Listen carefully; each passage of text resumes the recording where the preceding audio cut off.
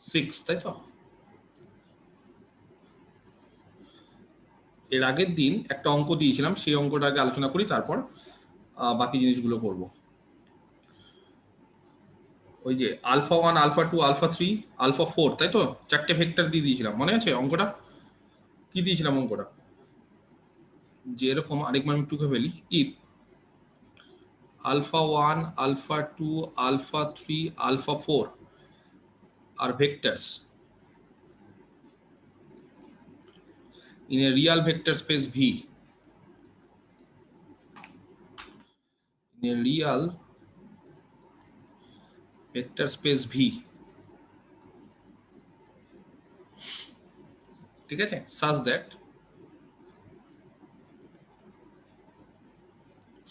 C1 alpha 1 plus C2 alpha 2 plus C3 alpha 3 plus C4 alpha 4 is equal to theta, where যেখানে C1, C2, C3, C4 এরা হচ্ছে real numbers, মানে scalars. আর একটা বিষয় যেটা দেওয়া ছিল সেটা হচ্ছে উইথ একটা কন্ডিশন দেওয়া ছিল যে C1 আর C4 এদের গুণফল নন জিরো। তাহলে প্রমাণ করতে হবে, prove that L of alpha 1, alpha 2, alpha 3, alpha 4 is equal to L of alpha 1 টা missing, alpha 2, alpha 3, alpha 4 is equal to linear span of alpha 4 টা মিসিং, alpha 1, alpha 2, alpha 3। আচ্ছা, আমি যে কোনো একটা করাবো, বাকিটা তোমরা করবে। আমি এইটাকে দেখাবো সমান। তো একটা জিনিস দেখো, অনেকেই এটা করতে পারোনি, সেটা হচ্ছে যে এই সেটটাকে আমরা ধরে নিচ্ছি এস। কোন সেটটা? আলফা 1, আলফা 2, আলফা 3, আলফা 4, এবং এই সেটটাকে ধরছি আমরা টি, সেটা হচ্ছে আলফা 2, আলফা 3, আলফা 4, এই সেটটাকে আমরা ধরছি টি, ঠিক আছে? তাহলে এস আর টি এর মধ্যে দেখো, যেহেতু টিটা হচ্ছে এস এর একটা সাবসেট। কেন? কারণ টিতে যারা আছে এসে সবাই তারা আছে। টিতে আলফা 2 আছে, এসেও আছে।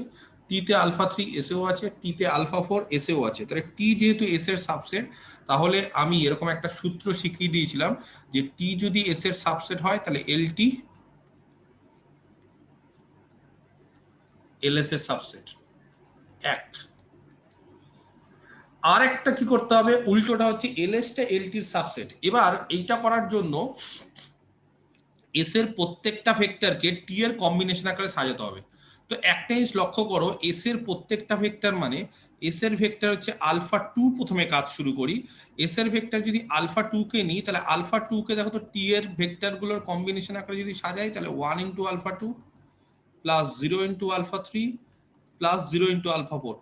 অসুবিধা হওয়ার কথা না। আলফা 3 কে যদি নিয়ে এসে, এই যে আলফা 2 হয়ে গেল, এবার আলফা 3 কে যদি টি এর কম্বিনেশন আকারে সাজানোর চেষ্টা করি, তাহলে খুব অবভিয়াস যে 0 into alpha 2 plus 1 into alpha 3 plus 0 into alpha 4। Similarly আমরা আলফা 4 কে যদি কম্বিনেশন আকারে সাজাতে চেষ্টা করি টি এর, তাহলে এটাও একই রকম ভাবে 0 into alpha 3, alpha 2 plus 0 into alpha 3 plus 1 into alpha 4। তাহলে এই তিনটে খুব ইজিলি হয়ে গেল, কারণ অলরেডি এই তিনটে ভেক্টর টিতেও আছে। আলফা 1 কে এবার টি এর কম্বিনেশন আকারে সাজাতে হবে, এই হচ্ছে আমাদের লাস্ট কাজ। তাহলে আলফা 1 কে যদি টি এর কম্বিনেশন আকারে সাজাতে হয়, তখন আমরা এখানে দেখো একটা কন্ডিশন দিয়ে দিয়েছে, সেই কন্ডিশনটার হেল্প নেব। কি সেই কন্ডিশন? কন্ডিশনটা বলে দিয়েছে, যেহেতু C1 alpha 1 plus C2 alpha 2 plus C3 alpha 3 plus C4 alpha 4 equal to theta, এখান থেকে আমরা একটা কাজ করি, আমরা শুধুমাত্র C1 alpha 1 টাকে রেখে দিই বাঁ দিকে, আর বাকি ভেক্টরগুলোকে যদি সব মাইনাস দিয়ে যোগ করি, তার মানে সব যদি ডান সাইডে নিয়ে চলে আসি, তাহলে হবে C2 minus C2 alpha 2 minus C3 alpha 3 minus C4 alpha 4। হবে কিনা দেখো, বোঝা যাচ্ছে? এটাকে খালি রেখে দিলাম, বাকিগুলোকে এদিকে নিয়ে চলে আসলাম, বা বাকিগুলোর অ্যাডিটিভ যেটা ইনভার্স সেটা দিয়ে যদি যোগ করি, তাহলে এই রেজাল্ট আমরা পাই। এবার এখানে আমার শুধু আলফা 1 দরকার, এখানে যেহেতু আলফা 1 দরকার তাহলে আমি একটা কাজ করি, আমাদের কাজ হচ্ছে C1 ইনভার্স দিয়ে আমরা বোথ সাইডে গুণ করছি। কি করলাম আমরা C1 ইনভার্স দিয়ে বাঁ দিকে বোথ সাইডে আমরা কি করছি, LHS আর HS দুটোর সাথে আমরা মাল্টিপ্লাই করছি C1 ইনভার্স। কিন্তু কোশ্চেনটা হচ্ছে C1 যদি একটা স্কেলার হয় তাহলে যে কোনো স্কেলার মানে ফিল্ডের এলিমেন্ট, তার ইনভার্স সবসময় থাকতে পারে যদি সেই এলিমেন্টটা জিরো না হয়। জিরোর কোনোদিন ইনভার্স থাকে না, এটা কিন্তু এক্সিস্ট করে না, হ্যাঁ, ডাজ নট এক্সিস্ট। তাহলে C1 জিরো হচ্ছে না, সেটা যদি হয় মানে সেটা যদি আমরা দেখাতে পারি যে C1 is not zero, then we can say that C1 inverse can exist. তাহলে C1 টা জিরো হবে না, how can we say that? কি করে বলতে পারি C1 টা জিরো হবে না? স্যার C1 আর C2 ফিল্ডের element, field does not contain Deviser of zero, ওই ক্ষেত্রে আমি বলতে পারবো দুটো নন জিরো হলে ওয়াই নন জিরো হবে আলাদা আলাদা ভাবে। কারেক্ট, C1 আর C4 হচ্ছে নন জিরো, যেহেতু C1 আর C4 এদের প্রোডাক্টটা নন জিরো। ফিল্ডের ক্ষেত্রে যেহেতু ডিভাইজার অফ জিরোটা অনেকে জানো না, আমি খুব একটা বলছি না, যে বললে সে ঠিক বললে। ফিল্ডের ক্ষেত্রে খালি মনে রাখবে দুটো এলিমেন্টের যদি প্রোডাক্ট জিরো হয়, যেমন ধরো C1 আর C4 তাদের গুণফল যদি জিরো হয়, তাহলে কাউকে না কাউকে একটাকে জিরো হতেই হবে, হয় C1 জিরো হবে বা C4 জিরো হবে, বা উল্টোটাও ট্রু। দুটোর মধ্যে যদি একটা জিরো হয় তাহলে তাদের গুণফল জিরো হবে, যেটা খুব অবভিয়াস, আমরা জানি। তো এখানে C1 আর C4 যেহেতু নন জিরো, তাহলে C1 আর C4 কোনোটাই কি জিরো হতে পারে? অবশ্যই হতে পারে না, কারণ এদের প্রোডাক্টটা নন জিরো। তাহলে যেহেতু C1 C4 নন জিরো, তাহলে সেখান থেকে ইমপ্লাই করছে C1 টাও নন জিরো, আর C1 টা যেহেতু নন জিরো, তাহলে C1 ইনভার্স এক্সিস্ট করছে এবং ফিল্ডে থাকছে। বোঝাতে পারলাম? এবার ভেক্টর স্পেসে এই যে একটা scalar C into D alpha, তার বদলে এরকম লিখতে পারি, কি লিখতে পারি, কি বলতে চাইছি আমি? ধরো এটা হচ্ছে ফিল্ডের এলিমেন্ট স্কেলার C, এটাকে C হিসেবে ট্রিট করছি, আর এটা একটা স্কেলার D ইনটু আলফা 1 বা আলফা হিসেবে বলছি, তাহলে C ইনটু ব্র্যাকেটের মধ্যে ডি আলফা, এটাকে কি আকারে লেখা যায়? এরকম একটা ভেক্টর স্পেসের প্রপার্টি আছে, CD into alpha, CD into alpha, তার মানে C1 ইনভার্স স্কেলার আর C1 এদেরকে একসাথে করে দিই, বাইরে আলফা 1টা বেরিয়ে গেল। একই লজিকে একই রকম ভাবে এই প্রপার্টি গুলো যদি একসাথে ইউজ করি, তাহলে এখানেও আমরা বলতে পারি এই জায়গাটা কি হবে জানো? এই জায়গাটা হবে হচ্ছে C1 মাইনাস, সরি একটা মাইনাস হবে, minus C1 inverse C2 alpha 2, নিচে লিখছি, হ্যাঁ, minus C1 inverse C3 alpha 3 minus C1 inverse C4 alpha 4। ঠিক আছে, এই ভেক্টর স্পেসের প্রপার্টি গুলোকে কাজে লাগিয়ে কে বলতে পারে কোনো একটা এলিমেন্ট স্কেলার ফিল্ডের, হ্যাঁ, C1 ইনভার্স এবং C1 তাদের গুণ করলে কি হবে? কারণ ইনভার্সের সাথে সেটাকে যদি আমি মাল্টিপ্লাই করি তাহলে কি পাই আমরা? মাল্টিপ্লিকেটিভ আইডেন্টিটি বা ইউনিটি। আইডেন্টিটি মানে 1, ফিল্ডের আইডেন্টিটি মানে মাল্টিপ্লিকেটিভ আইডেন্টিটি মানে দ্যাট ইজ 1, তাহলে আমরা পাচ্ছি 1 ইনটু আলফা 1। আর এইখানে একটা জিনিস লক্ষ্য করো, মাইনাস C1 ইনভার্স C2, হ্যাঁ, তাহলে মাইনাস C1 ইনভার্স ফিল্ডের এলিমেন্ট, C2 ফিল্ডের এলিমেন্ট, তাহলে এদের প্রোডাক্টটাও ফিল্ডের হবে। সেই এলিমেন্টটাকে আমি একটা কাজ করি, আমি D2 নাম দিলাম, জাস্ট একটা অন্য নাম দিলাম D2। তাহলে কাকে D2 নাম দিলাম? এই যে D2 আমরা কাকে নাম দিলাম? D2 হচ্ছে আমরা মাইনাস C1 ইনভার্স C2, সেটা অবশ্যই ফিল্ডে থাকবে। Similarly minus C1 inverse C3, এই যে আলফা 3 এর যে কোফিসিয়েন্টটা, সেটাকে আমরা নাম দিলাম D3। একই রকম ভাবে minus C1 inverse C4, alpha 4 এর যে কোফিসিয়েন্ট তাকে নাম দিলাম D4। তাহলে কে বলতে পারে D2 D3 D4 এদেরকে একসাথে যদি আমি লিখতে চাই, তাহলে আমি এরকম একটা কাজ করব, ওয়্যার DI, হ্যাঁ, I এর মান 2 3 4, DI ইকুয়াল টু কত বলতে পারি?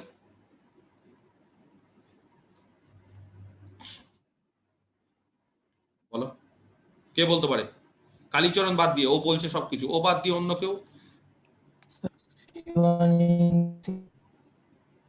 মাইনাস C1 ইনভার্স CI, তাই না? এবার i এর জায়গায় 2 লাগাও, তাহলে minus c1 inverse c2, i এর জায়গায় 3 লাগাও, i এর জায়গায় 4 লাগাও, দেখো আমরা এগুলো পেয়ে যাচ্ছি। এবার বলো 1 ইনটু আলফা 1 মানে ভেক্টর স্পেসের লাস্ট প্রপার্টি 10 নম্বর আলফা 1, তাহলে alpha 1 is equal to d2 alpha 2 plus d3 alpha 3 plus d4 alpha 4, যেখানে এই যে d2 d3 d4 বা di গুলো সব ফিল্ডে আছে। এবার দেখো তো তাহলে আলফা 1 কে আমরা কিভাবে সাজাতে পারলাম, some scalar into alpha 2 plus some scalar d3 into alpha 3 plus some scalar d4 into alpha 4। তার মানে আমি বলতে চাইছি যে s এর প্রত্যেকটা ভেক্টরকে t এর স্কেলার কম্বিনেশন আকারে বা লিনিয়ার কম্বিনেশন আকারে লেখা যায়, এবং যদি এটা লেখা যায় তাহলে each vector of s, each vector of s, ঠিক আছে, can be written as a combination of written as a linear combination of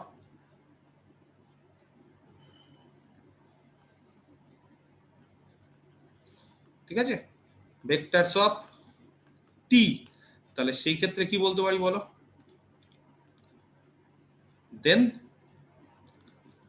ls is a subset of কত হবে lt, হবে না? এবং এটাকে নাম দিচ্ছি 2।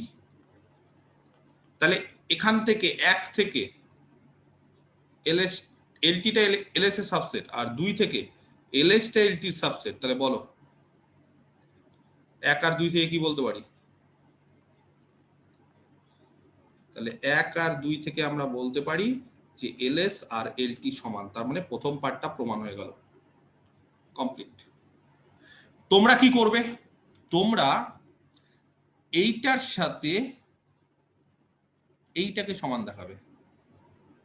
হ্যাঁ, তার মানে আমি কি করলাম, আমি প্রথম দুটোকে সমান দেখালাম, তোমরা 1 আর 3 নম্বরটাকে সমান দেখাবে, তাহলে অবশ্যই 2 আর 3 সমান হয়ে যাবে, আর ওটা দেখানোর দরকার পড়ে না। তো তোমরা একটা জিনিস লক্ষ্য করো, আমি হঠাৎ করে কেন 1 এর সাথে 3 এর কেন খুঁজছি, মানে 2 3 এর থেকে 1 3টা কিসের সুবিধে, 1 আর 3 কে দেখানো কেন সুবিধে, C4 ইনভার্সটা গুণ করা যাবে। 1 3 এর ক্ষেত্রে সুবিধাটা হচ্ছে যে এই যে দেখো 3 নম্বর যে সেটটা, সেটাকে একটা কিছু নাম দিয়ে দিও, ইউ ভি, কিছু ভি তো দিও না, ভিটা ভেক্টর স্পেস, এস হয়েছে টি হয়েছে, একটা পি বা কিছু একটা নাম দিয়ে দিও, ঠিক আছে? তো এইবার দেখো এই সেটটা 3 নম্বর যে সেটটা আলফা 1 আলফা 2 আলফা 3, এটা দেখো এর সাবসেট, তাহলে অবভিয়াসলি প্রথম পার্টটা বলা যায় যে L of alpha 1 alpha 2 alpha 3 এর সাবসেট, আর আরেকটা হচ্ছে এদের মধ্যে প্রত্যেকটা ভেক্টর এর কম্বিনেশন, তো সেখানে আলফা 1 আলফা 2 আলফা 3 এদের কম্বিনেশন অবশ্যই হয়ে যাবে, আলফা 4টা খালি বেঁচে থাকবে। আলফা 4টাকে কিভাবে সাজাবো, with the help of this equation, এবং সেখান থেকে আমরা আগেরবার কি করলাম, আমরা আগেরবার মনে আছে এই যে দেখলে c1 আলফা 1 এটাকে আলাদা করলাম, বাকিগুলোকে এদিকে নিয়ে আসলাম, আর এই ক্ষেত্রে কাকে আলাদা করব বলো তো, C4 alpha 4, C4 আলফা 4 কে করব, আলফা 4টাকে আলাদা রাখবো, C4 এর ইনভার্স দিয়ে গুণ করব, এখানে কিন্তু তখন আর C1 এর ইনভার্স দিয়ে গুণ করব না। C4 এর ইনভার্স কেন পাবো, একই লজিকে C1 আর C4 যেহেতু নন জিরো, C1টা যেরকম ভাবে নন জিরো হচ্ছে C4টাও নন জিরো, তাহলে বুঝতে পারছো হঠাৎ করে কেন C1 আর C4 তাদের প্রোডাক্টটাকে এখানে নন জিরো ধরেছে। এখানে তো অনেক কিছু ছিল, C2 ও ছিল C3 ও ছিল, কিন্তু সেগুলোকে কেন ধরলো না, কারণ ওগুলো আমাদের কাজে আর লাগবে না, বা আমাদের এইটার হেল্প নিয়ে এটা প্রমাণ করতে হবে। দেখো এখানে দেখো আলফা 1 মিসিং, এখানে আলফা 4 মিসিং, এই জন্য C1 C4 নন জিরো দিয়েছে। যদি আলফা 1 আলফা 4 এর বদলে যদি অন্য কিছু মিসিং থাকতো, তার অ্যাসোসিয়েটেড স্কেলার গুলো এখানে দিত। বোঝাতে পারলাম? ক্লিয়ার? কারোর যদি কোনো কোশ্চিন থাকে আগের দিনের থেকে আমাকে বলতে পারো, আমি অ্যান্সার দিচ্ছি, না হলে আমি নতুন জিনিস শুরু করব।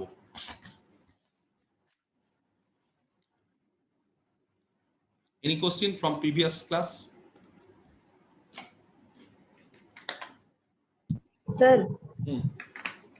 सर इससे पहले वाला जो एग्जांपल दिए क्वेश्चन दिए थे ना, सर उसमें हाँ उसमें ना अल्फा कैसे नहीं हो पा रहा है, उसको लीनियर कॉम्बिनेशन नहीं दिखा पा रहे, अल्फा प्लस बीटा। और सर फोटो भेजे क्या? अब मेरे पास है बुक। ठीक है ठीक है, ये वाला तो S is alpha beta gamma, T is equal to alpha comma alpha plus beta comma alpha plus gamma, ये वाला ना, मैंने कि ये वाला था दिया था, हाँ सर। और P alpha plus beta, beta plus gamma, gamma plus alpha. हाँ बोलो क्या प्रॉब्लम है इसमें, दिक्कत क्या है? सर इसमें ना एस सेट से अल्फा को पी का सबसेट जब दिखाएंगे, सॉरी पी का जब लीनियर दिखाएंगे ओके वहां पे, सो तो अल्फा इक्वल टू, तुम एस और पी को ले रहे हो, ठीक है? हाँ हाँ हाँ अभी अभी जो पी को जब एस के लीनियर कॉम्बिनेशन लिख कर हम सजाएंगे तो कोई प्रॉब्लम नहीं है, मगर अब एस को सजाना है पी के लीनियर कॉम्बिनेशन के हिसाब से, ठीक है? तो एस मतलब alpha, so you are talking about how can we expressed each element of S as a linear combination of P. Am I right? And Ishika, your question is हाँ sir, how can we हाँ sir, express the elements of S as a linear combination of P? Okay. Yes sir. So the first vector of S is alpha. Now, anyone have done it? এটা করেছো কেউ এই অঙ্কটা? করেছো তো হ্যাঁ মনে স্যার হয়? করেছি। স্যার হ্যাঁ, বলে দাও তাহলে তার হ্যাঁ সুবিধা স্যার হবে। করেছি। হ্যাঁ বলো, tell me the combination. half into alpha plus beta Half into alpha plus beta, the scalar is half, okay, no problem.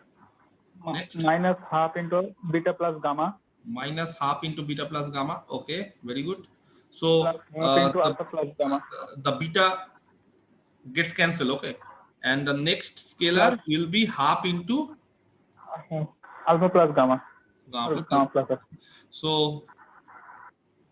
beta is cancelling, okay, gamma is also get cancelled, so the remaining terms are alpha by 2 alpha by 2, yeah, okay, that is alpha, okay. So this is the linear combination, Nishika. Okay sir. Okay. Sir और T set में जो है alpha plus beta plus gamma Yes. T में, हाँ sir उसको कैसे सजाएंगे P के set में? मैं प्रोसेस बोल देता हूँ, ठीक है? अगर अगर देखो दो प्रोसेस है, एक है कि हमें करना पड़ता है, ठीक है, मुझे देखकर पता नहीं चलता, अगर शायद मुझे देखकर पता नहीं चलता या मेरा टाइम लग रहा है तो मैं क्या करूं, एक प्रोसेस है जो है मैथमेटिकल प्रोसेस, और एक है कि मैं देखकर ही बता दे सकता हूं, जो मोस्ट ऑफ द स्टूडेंट्स देखकर ही बता सकते हैं। जैसे ये वाला तो बहुत ही सिंपल है, देख के ही बता सकता हूं, जैसे मैं बोल रहा हूं, मैं दो प्रोसेस ही डिस्कस कर रहा हूं, ठीक है? আচ্ছা আমি দুটো প্রসেসই বলে দিচ্ছি, ঠিক আছে? তোমরা সবাই হিন্দি বোঝো, মানে হিন্দি ইংলিশ বাংলা তিনটেই কি চলে না চলে না? এরকম কেউ আছো যে হিন্দি বোঝে না ইংলিশ বাংলা বোঝো, বা ইংলিশ বোঝে না হিন্দি বাংলা? স্যার আমি হিন্দি বুঝি না। কেন হিন্দি বুঝতে পারো না? এই যে আমি যে বলছি এগুলো বুঝতে পারছো না একটাও কিছু? না স্যার। হ্যাঁ স্যার বোঝা যাচ্ছে তো। হিন্দি না বোঝার তো কিছু নেই, কেন হিন্দি সিনেমা দেখলেই তো হিন্দি বোঝা যায়। আমরা তো কেউ নর্মালি যারা বাঙালিরা তো ওরকম ভাবে হিন্দি তো খুব একটা, সে আমি সাউথে থেকেছি, আমি সবকিছুই বলতে পারি, কিন্তু বোঝাটা তো স্বাভাবিক, বুঝতে পারো না কেন? তোমার বাড়ি কোথায় অভিজিৎ? স্যার আমার বাড়ি কামারপুকুর। উত্তর চব্বিশ পরগনা? না স্যার হুগলি। হুগলি, উত্তর চব্বিশ পরগনা আর মেদিনীপুর, এই তিনটে ডিস্ট্রিক্টের ছেলেদের মেয়েদের একটা সমস্যা, সেটা হচ্ছে হিন্দি আর ইংলিশ নিয়ে খুব সমস্যা আমি দেখেছি। যাই হোক, আচ্ছা ঠিক আছে, তাই আমি বলে দিচ্ছি, ইংলিশ বোঝো তো? নাহলে আমি আচ্ছা আমি বাংলাতে বলছি, ঠিক আছে? আলফা, ঠিক আছে, টি এর কম্বিনেশন করে সাজাবো। আমি একটা প্রসেস বলে দিই, ঠিক আছে? যদি কেউ দেখে বুঝতে না পারো, ধরো আমি দেখে বুঝতে পারছি না, আমার দ্বারা হচ্ছে না, ঠিক আছে, আমি বুঝতে পারছি না, আমি খুব অঙ্কতে উইক, ক্যালকুলেশনে উইক। অঙ্কতে উইক আলাদা জিনিস, ক্যালকুলেশনে উইক আলাদা। ক্যালকুলেশনে কি উইক হতেই পারো, তা নিয়ে কোনো ব্যাপার নেই। যত স্পিড বাড়বে ক্যালকুলেশনে তত কি হয়, এমসিকিউ পরীক্ষায় ভালো রেজাল্ট হয়, এটা হচ্ছে বিষয়। কিন্তু তার মানে যে আমি অঙ্ক জানি না সেটা না। অনেক প্রফেসর আছে বড় বড় বয়স্ক হয়ে গেছে, তারা এখন ক্যালকুলেশন ঠিক মতো করতে পারে না, কিন্তু তারা খুব বেশি ভালো জানে। তো করব কি, প্রসিডিওরটা এটাই, ধরো আমি আলফাকে এই কম্বিনেশনে সাজাবো, আমি কিছু জানি না, আমি একটা স্কেলার নিলাম into alpha plus some scalar নিলাম into alpha plus beta plus some আরেকটা স্কেলার নিলাম into alpha plus beta plus gamma. ধরো আমি বুঝতে পারছি না দেখে, তাহলে আমার কাজ হচ্ছে এইটা। এবার আমার we have to find this scalar C1 C2 C3, এটাই হচ্ছে আমার কাজ। যেখানে বলে দিই C1 C2 C3 হচ্ছে ফিল্ডের এলিমেন্ট, এখানে খুব সম্ভবত ফিল্ডটা ছিল রিয়াল, নাকি? ক্লিয়ার? আচ্ছা, এখান থেকে কে বলতে পারে আলফার কোএফিসিয়েন্ট কি হবে? What will be the coefficient of alpha? C1 C1 plus C2 plus C3. plus C3 into alpha. Okay. Now what will be the coefficient of beta? C2 plus C3. C2 plus C3, and the coefficient of gamma is only C3 C3. will be gamma. Now compare LHS and RHS. Compare karo. Alpha coefficient এখানে C1 plus C2 plus C3, right hand side, left hand side 1. Equals to 1. C2 plus C3 beta coefficient, left hand side 0. 0. C3 left hand side কত? 0. 0 0 হচ্ছে sorry ভুল বললাম গো। Compare কর না এটা compare করা যাবে না, কারণ এখানে কি বলতো আলফাটা ভেক্টর, তো ওইভাবে কম্পেয়ার করা যায় না। এখানে একটা কাজ করো, এটাকে লিখলে তো, আচ্ছা এখানে সরি আমি একটু ভুল বলে দিয়েছি। এখানে একটা কাজ করো,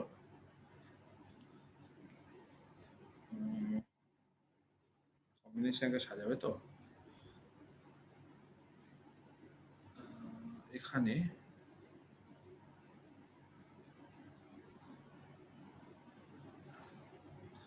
আচ্ছা আলফা বিটা গামা কোনো কিছু দিয়ে দেয়নি না এখানে?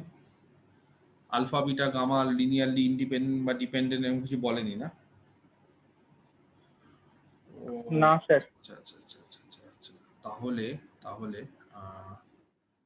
তাহলে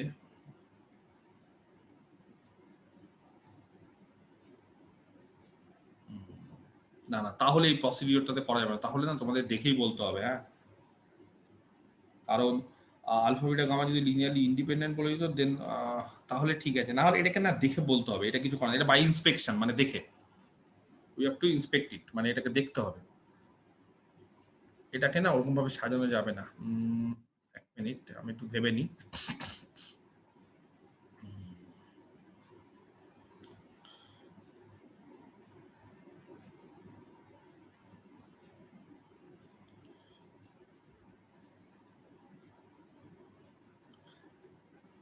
না করা যাবে তো, আমি তো কেন করা যাবে না? C1 plus C2 plus C3 কত হলো তাহলে? 1 নাকি? C2 plus C3 কত হলো?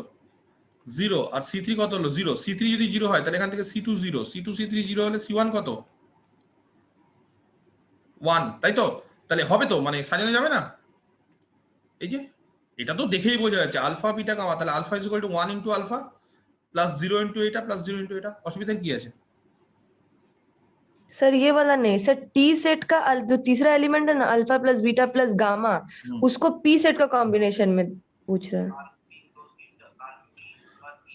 আলটিমেটলি তোমার যদি অসুবিধা হয় তাহলে টি আর পি কে দরকার নেই, তুমি এস এর সাথে একবার টি কে নাও, একবার এস এর সাথে পি কে নাও, আমি বলছি। আর তুমি যদি বলো তো আমি দেখিয়ে দিচ্ছি, সেটা অসুবিধা নেই। টি এর যদি বলো, মানে প্রসিডিওরটা এরকমই, alpha plus beta plus gamma, তো সেটাকে যদি বলো some scalar into alpha plus beta, এটা খুব সোজা, এটা হাফ হাফ হাফ করলেই হয়ে যাবে।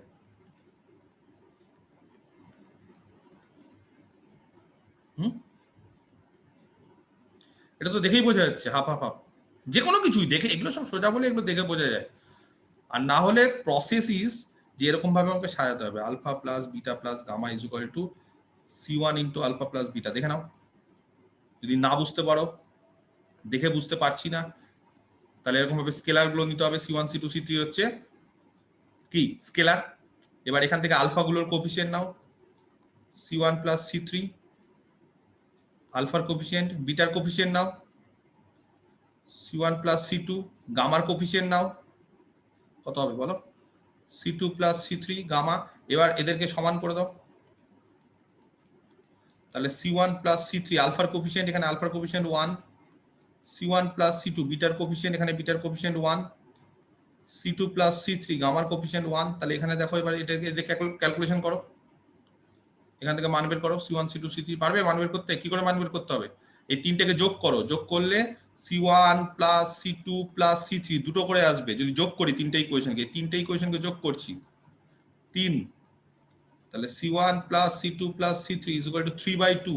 এবার এখান থেকে একটা একটা করে বিয়োগ করো, এটার সাথে একবার এটাকে বিয়োগ করো, একবার এটার সাথে এটাকে বিয়োগ করো, একবার এটার সাথে এটাকে বিয়োগ করো। তাহলে এটার সাথে এটাকে মানে এটাকে ধরো 1, এটা 2, এটা 3 আর এটা 4 নম্বর ইকুয়েশন। তাহলে 4 মাইনাস 1 যদি করি কি হবে, কার মান পাবো?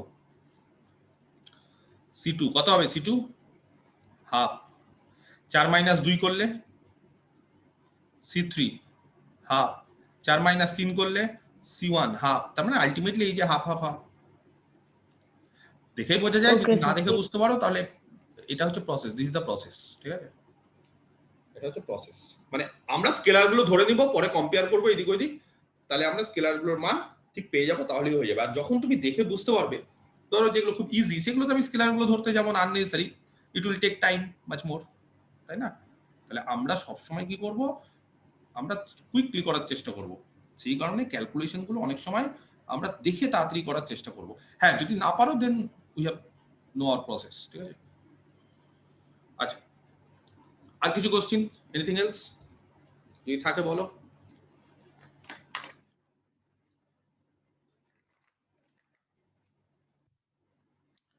কোনো কোশ্চেন নেই আর?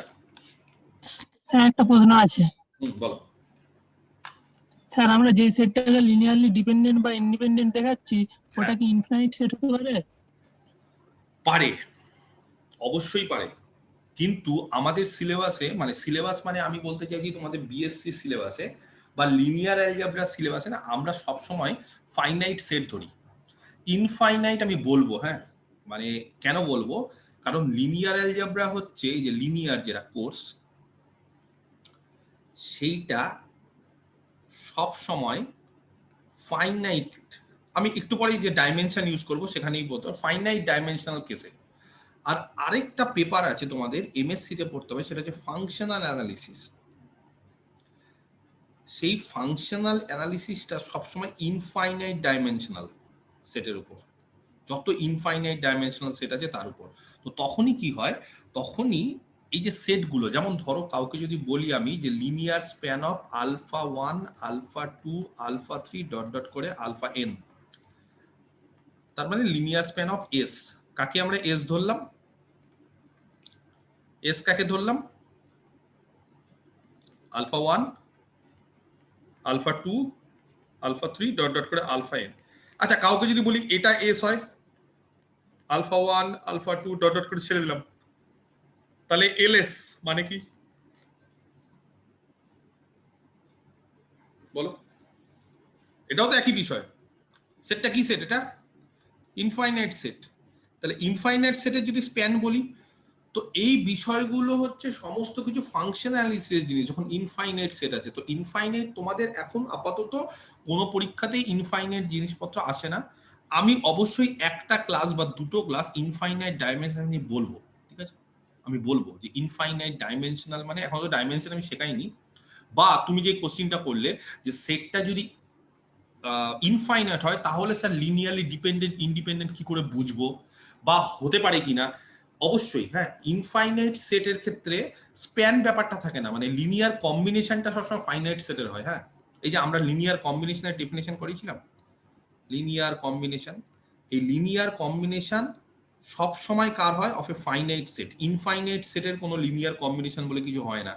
কিন্তু লিনিয়ার ডিপেন্ডেন্স বা ইন্ডিপেন্ডেন্স ইনফাইনাইট সেটের হয়। ডিপেন্ডেন্স বা ইন্ডিপেন্ডেন্স এটা কিন্তু ইনফাইনাইট সেটের হয়, অফ অ্যান ইনফাইনাইট সেট এটা এক্সিস্ট করে। কিভাবে সেটা বুঝবো? তার প্রসিডিওর আছে, এটার প্রসিডিওর আছে, তখন ডেফিনেশনটা না একটু চেঞ্জ হয়ে যায়। তো সেগুলো আমি একদিন, আমার মাথায় আছে, আমি একদিন অবশ্যই একটু ফাংশনাল অ্যানালিসিসের টাচ একটু ছুঁয়ে জাস্ট যাবো, কারণ এই বিষয়গুলো পরবর্তীকালেও তাহলে এমএসসিতে যখন ফাংশনাল অ্যানালিসিস তোমরা পড়বে তখন দেখবে এই জিনিসগুলো যদি একটু জানা থাকে খুব সুবিধা হয়, আর কিছু না। তো আমি এটা বলবো, হ্যাঁ, এটা নিয়ে চিন্তা নেই। লিনিয়ার কম্বিনেশন এটা মাথায় রেখো সবসময়, লিনিয়ার কম্বিনেশন কোনোদিন ইনফাইনাইট সেটের হয় না, সবসময় ফাইনাইট সেটের হয়। ঠিক আছে, লিনিয়ার কম্বিনেশন সবসময় ফাইনাইট সেটের। ইনফাইনাইট সেটের ক্ষেত্রে ওটা অন্য জিনিস হয়ে যায়। হ্যাঁ, তখন আমরা কি করে কি করব সেগুলো আমি এখন বলতে চাইছি না, কারণ এখনো আপাতত অনেক কিছু আমি বলিনি, সেগুলো আমি বলি ধীরে ধীরে, তারপরে আমি আসবো। ঠিক আছে, আর কোনো কোশ্চেন? স্যার স্যার আমি একটা সলিউশন পাঠিয়েছিলাম ওই সেকেন্ড প্রবলেমটার, ওটা হয়েছে ওই প্রসেসে? ওটা আমাকে তাহলে ছুটির পর ফোন করো, আমি দেখে বলবো। হ্যাঁ, স্যার পাঠিয়ে দিয়েছিলাম আমি তার পরের দিনকে। আমাকে ফোন করে আমি বলে দেবো। আচ্ছা আচ্ছা আচ্ছা ঠিক আছে। হুম। আর কিছু? আর কিছু নেই? আচ্ছা, তাহলে সালমা বলো, মাইক অন করো। হ্যাঁ বলুন। লিনিয়ার ডিপেন্ডেন্স বা লিনিয়ারলি ডিপেন্ডেন্ট, এর আগের দিন আমি ডেফিনেশনটা বলেছিলাম, কি বলেছিলাম বলতে হবে। তো ফাইনাইট সেট একটা, আলফা 1 আলফা 2 আলফা n, একটা ফাইনাইট সেট নিলাম এ আলফা 1 আলফা 2। আচ্ছা, একটা ফাইনাইট সেট অফ ভেক্টরস, ঠিক আছে, আলফা 1 আলফা 2 ডট করে আলফা n। হ্যাঁ, আলফা n অপে ভেক্টর এটা স্পেস আগে বলে দিই আমি, ওভারে ফিল্ড এফ। ওভারে ফিল্ড এফ। হ্যাঁ, এই সেটটা লিনিয়ারলি ডিপেন্ডেন্ট কখন হবে বলো? যখন একটা রিলেশন স্যাটিসফাইড করবে, রিলেশনটা হচ্ছে c1 আলফা 1 c1 আলফা 1 বলো। if satisfied a relation। Sir আমি আমার মতো বুঝে হ্যাঁ, তুমি নিয়েছি। যেরকম কিছু বলো, তুমি আমাকে বলো না, তোমার চিন্তা নেই, আমি বলো না তুমি।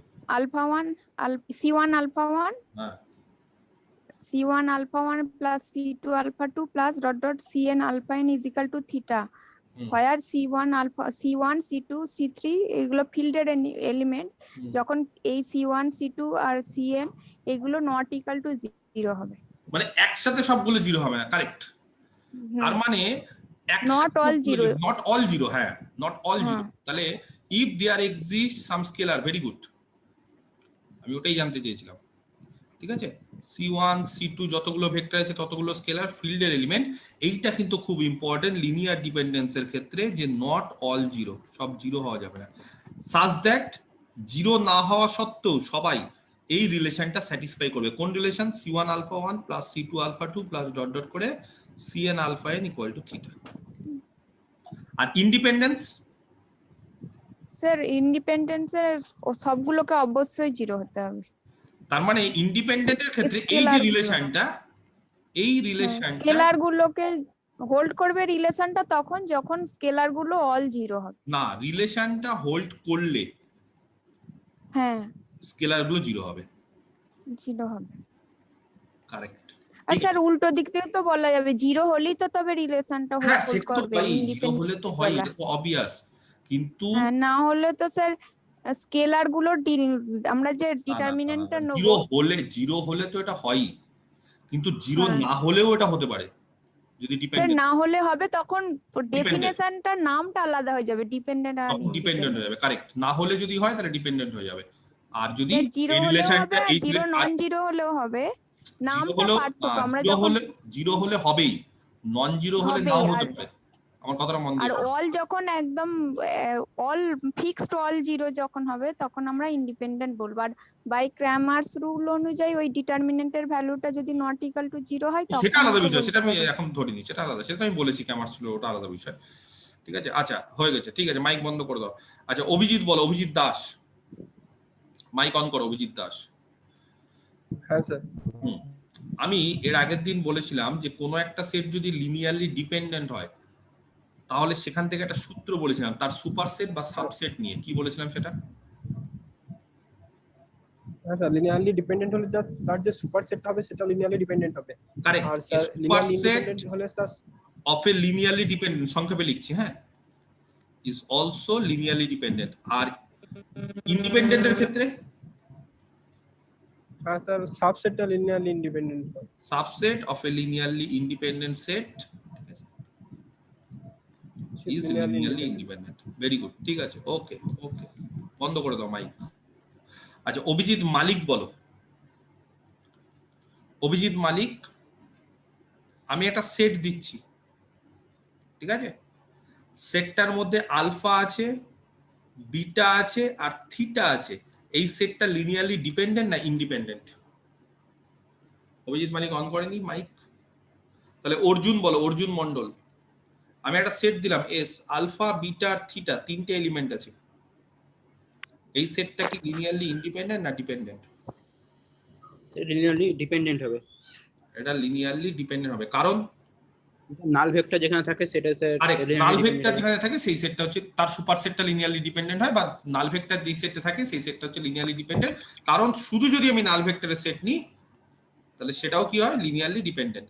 আর এটা তাহলে অবভিয়াসলি তার সুপার সেট হয়ে যাচ্ছে, তাহলে সেই ক্ষেত্রে লিনিয়ারলি ডিপেন্ডেন্ট। ভেরি গুড, ঠিক আছে। অর্জুন মাইক বন্ধ করে দাও। দীপঙ্কর বলো, একটা সেট নিলাম এমটি, সেটটা লিনিয়ারলি ডিপেন্ডেন্ট না ইন্ডিপেন্ডেন্ট?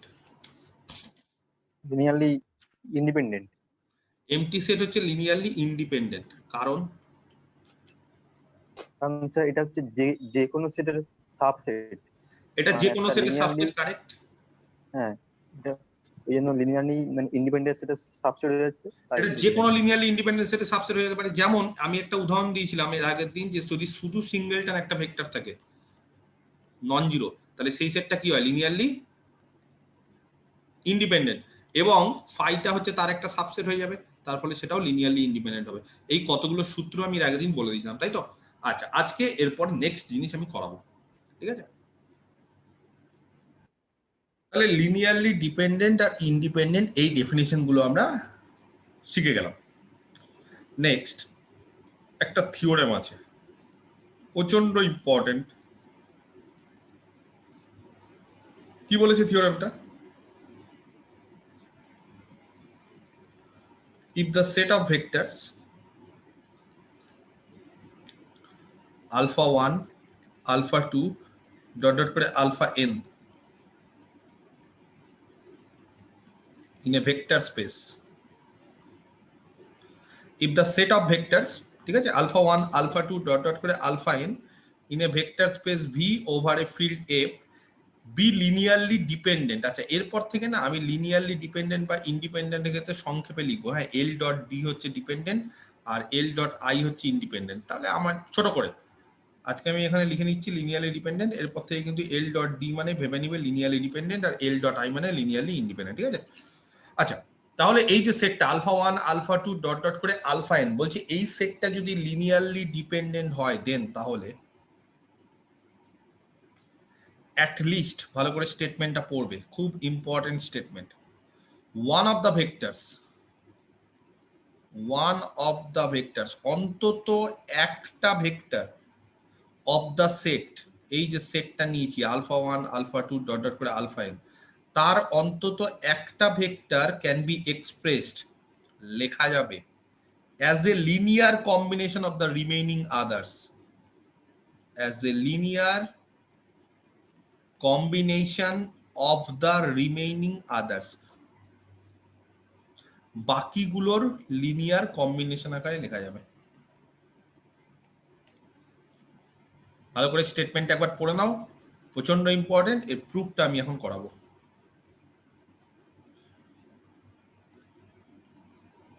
ঠিক আছে?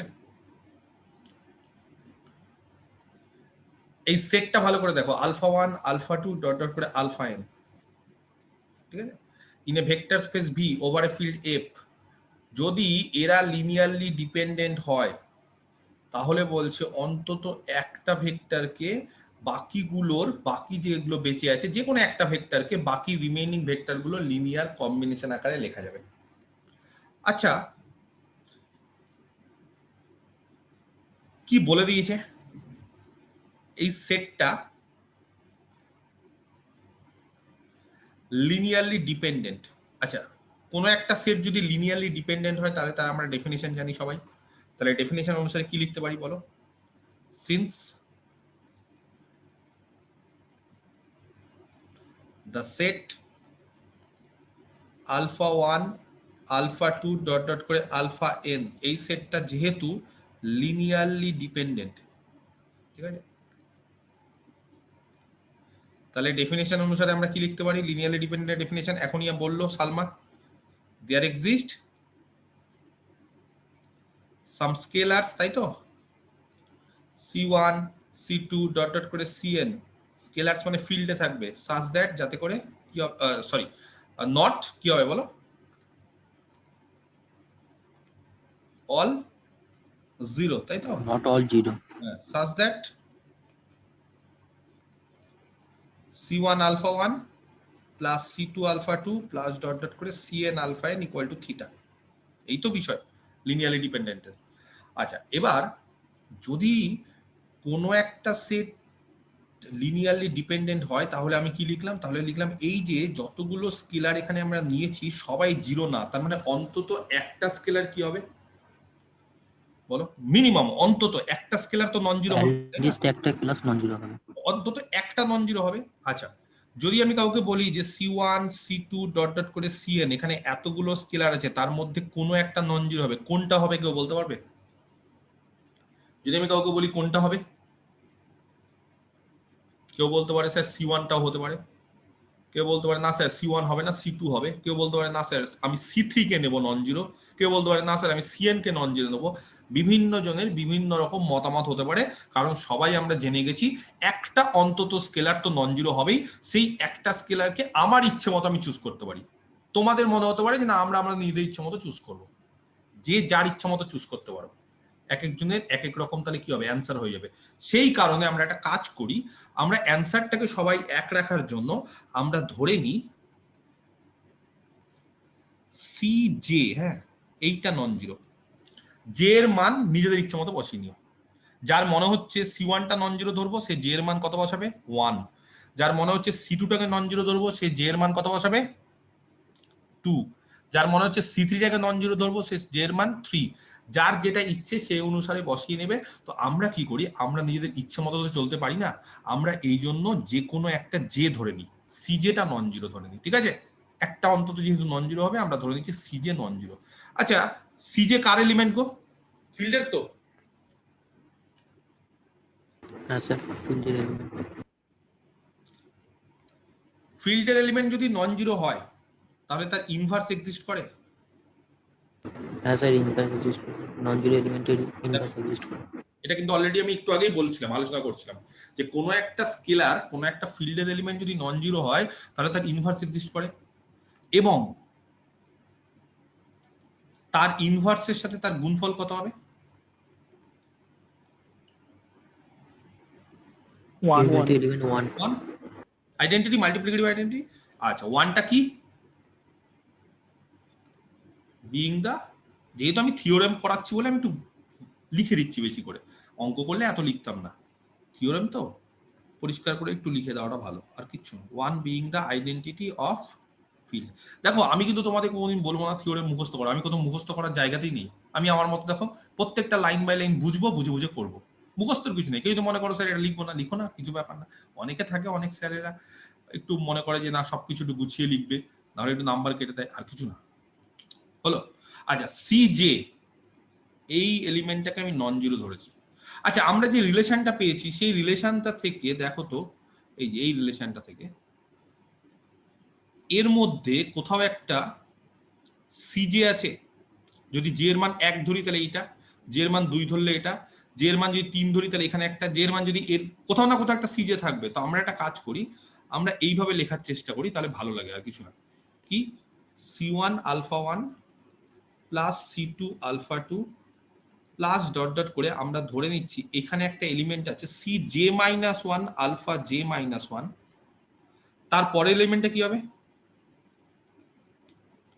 cj আলফা j, তারপরেরটা cj plus 1 alpha j plus 1, আর ডট ডট করে এখানে cn আলফা n আমরা এইভাবে ধরে নিলাম, হ্যাঁ, ইকুয়াল টু থিটা। মানে এই রিলেশনটাকেই জাস্ট একটু গুছিয়ে লিখলাম আরেকবার।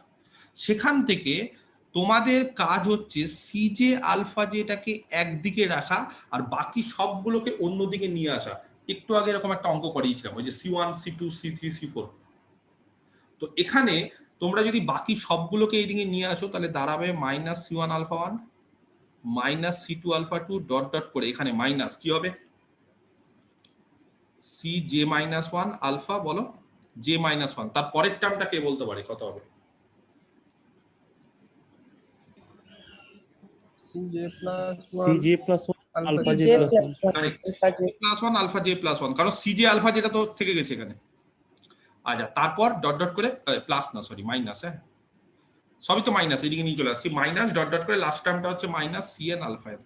আচ্ছা এবার আমার কাজ হচ্ছে এখান থেকে না শুধু আলফা জেটাকে রাখবো, তার মানে আমি এখানে চাইছি সি জে ইনভার্স দিয়ে বোথ সাইডে গুণ করতে। একই জিনিস C1 C2 C3 C4 দিয়ে কাজ করেছিলাম, এবার C1 থেকে শুরু করে Cn সেখানে কাজ করছি, আর কিচ্ছু না। তাহলে সি জে ইনভার্স গুণ করতে পারি, কেন পারি? এক্সিস্ট করে। কেন? সি জে যেহেতু নন জিরো, ক্লিয়ার? তার সাথে মাইনাস C1, ওহো সি জে ইনভার্স, হ্যাঁ, minus C1 alpha 1 minus C2 alpha 2 dot dot করে minus C J minus 1 alpha J minus 1, দেখো যা ছিল তাই লিখছি, minus C J plus 1 alpha J plus 1 dot dot করে মাইনাস cn আলফা n।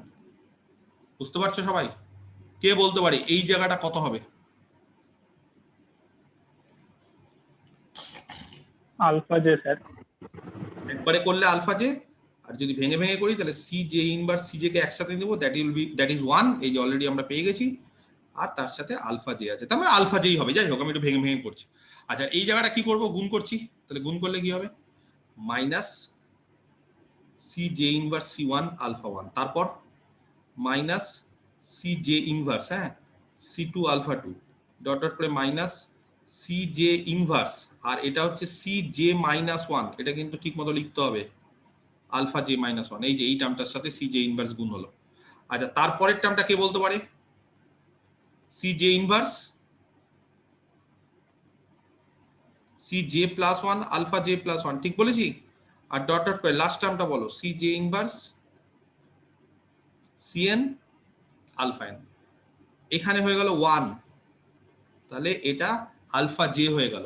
আর এখানে আমরা একটা কাজ করি, আমরা না এই টার্মটাকে ধরছি d1 আলফা 1, এই টার্মটাকে ধরছি d2 মাইনাসটা সমেত, হ্যাঁ, আলফা 2, এখানে এই টার্মটাকে ধরছি dj মাইনাস 1, তাহলে আলফা জে মাইনাস 1 তার সাথে, তারপরে এই টার্মটাকে ধরছি D J plus 1 alpha J plus 1, আর লাস্টে এই টার্মটাকে ধরছি আমরা ডট ডট করে একই রকম ভাবে DNA alpha N.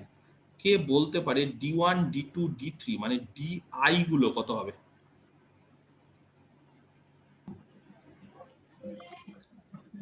Minus C J inverse CI minus CJ inverse CI CI. খালি একটা জিনিস বলে দিও, হ্যাঁ, আইটা জে না, মানে এই যে আইটা জে হবে না, হ্যাঁ, জে জে টার্মটা নেই, দেখো এখানে এই যে ডি জে মাইনাস 1 আছে, ডি জে প্লাস 1 আছে, কিন্তু ডিজে নেই। ডিজে নেই মানে এই যে আয়ের মান কিন্তু জে হতে পারে না, আয়ের মান জে বাদ দিয়ে বাকি সবকিছু হতে পারে, হ্যাঁ, মানে 1 থেকে n অবধি। তাহলে কি পেলাম? আলফা জে কি আকারে লেখা যাচ্ছে বলো তো,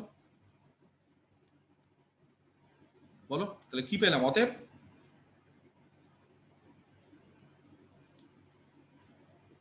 this shows that alpha j কে কি আকারে লেখা যাচ্ছে?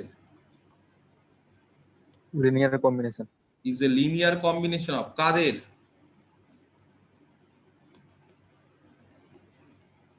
কাদের linear combination?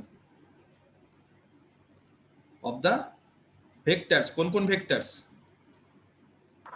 Alpha 1 alpha 2 alpha 2 dot alpha alpha 1 alpha 2 dot dot করে alpha j minus 1 alpha J plus 1 dot dot করে আলফা n। তার মানে আলফা জে বাদ দিয়ে বাকি যে রিমেইনিং গুলো সেগুলোর ব্র্যাকেটে দিয়ে দিতে পারো রিমেইনিং আদার্স।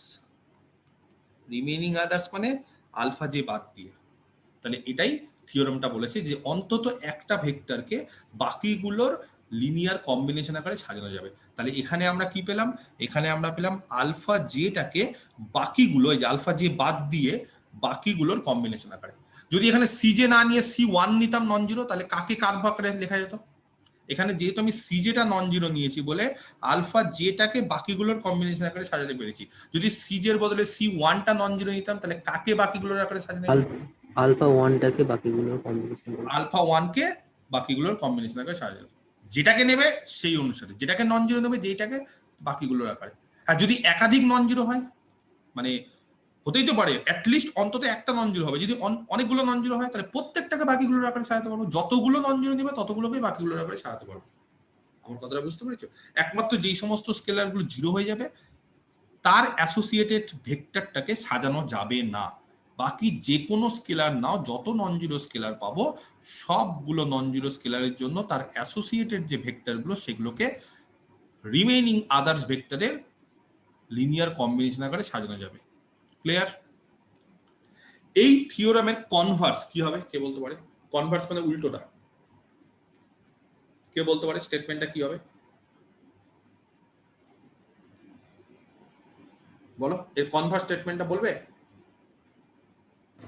এই আলফা 1 আলফা 2 ডট ডট করে আলফা n, এই ভেক্টরগুলোর মধ্যে যে কোনো একটা যদি ভেক্টরকে অপরগুলো লিনিয়ার কম্বিনেশন করে লিখতে পারি, সাজানো যায় তাহলে ওই সেট অফ ভেক্টরটাকে আমি লিনিয়ারলি ডিপেন্ডেন্ট ভেক্টর বলতে পারি। তাহলে সেট অফ ভেক্টরটাকে আমরা লিনিয়ারলি ডিপেন্ডেন্ট ভেক্টর বলতে পারবো।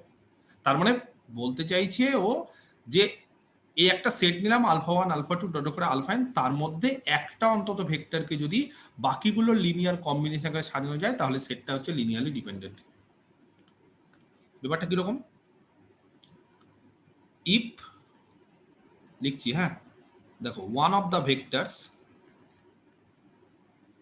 ঠিকঠাক লিখছি কিনা দেখবে, of the set alpha 1 alpha 2 dot dot করে alpha n, হ্যাঁ, one of the vectors of the set, তাহলে এই যে সেটটা নিলাম তার অন্তত একটা ভেক্টর, হ্যাঁ, ওয়ান অফ দা মানে যে কোনো একটা, অ্যাটলিস্ট না, অ্যাটলিস্ট বললেও হয় বা ওয়ান অফ দা বললেও কোনো ক্ষতি নেই, B A linear combination.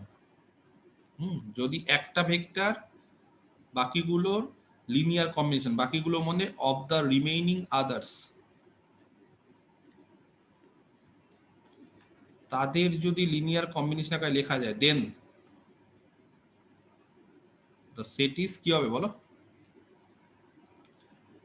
Linearly dependent. আচ্ছা, এটাও বলছে একটা থিওরেম, এবং আগের থিওরেমের কনভার্স সেটাও ট্রু, এটাও ট্রু, প্রুফ, এরও প্রমাণ করব। তাহলে একটা ভেক্টরকে যদি বাকিগুলোর কম্বিনেশন আকারে সাজানো যায় এই সেটের, তাহলে সেটটা লিনিয়ারলি ডিপেন্ডেন্ট। এবার বলো কোন ভেক্টরটাকে আমরা নেব আর বাকি কাদের আকারে সাজাবো? একটা নিতে হবে তো আমাদের, কাকে নিব, কার কোনটা পছন্দ? এর মধ্যে থেকে একটা নিতে হবে যেটা বাকিগুলোর কম্বিনেশন আকারে সাজানো যায়, কোনটা নেব, কার কোনটা পছন্দ? না সবাই একমত হবে? স্যার যে কোনো একটা আলফা আই। তাহলে ওই জন্য আমাদের কি করতে হবে, সবাইকে একমত হওয়ার জন্য যে কোনো একটা আলফা আই বা আলফা জে চুজ করে নিতে হবে, ঠিক আছে? তো আমরা যেহেতু আলফা জে দিয়ে আগেরটা করালাম, সেটা আলফা জে দিয়েই করাই। Let one of the vectors, ঠিক আছে, সে আলফা জে, হ্যাঁ, ইজ এ লিনিয়ার কম্বিনেশন,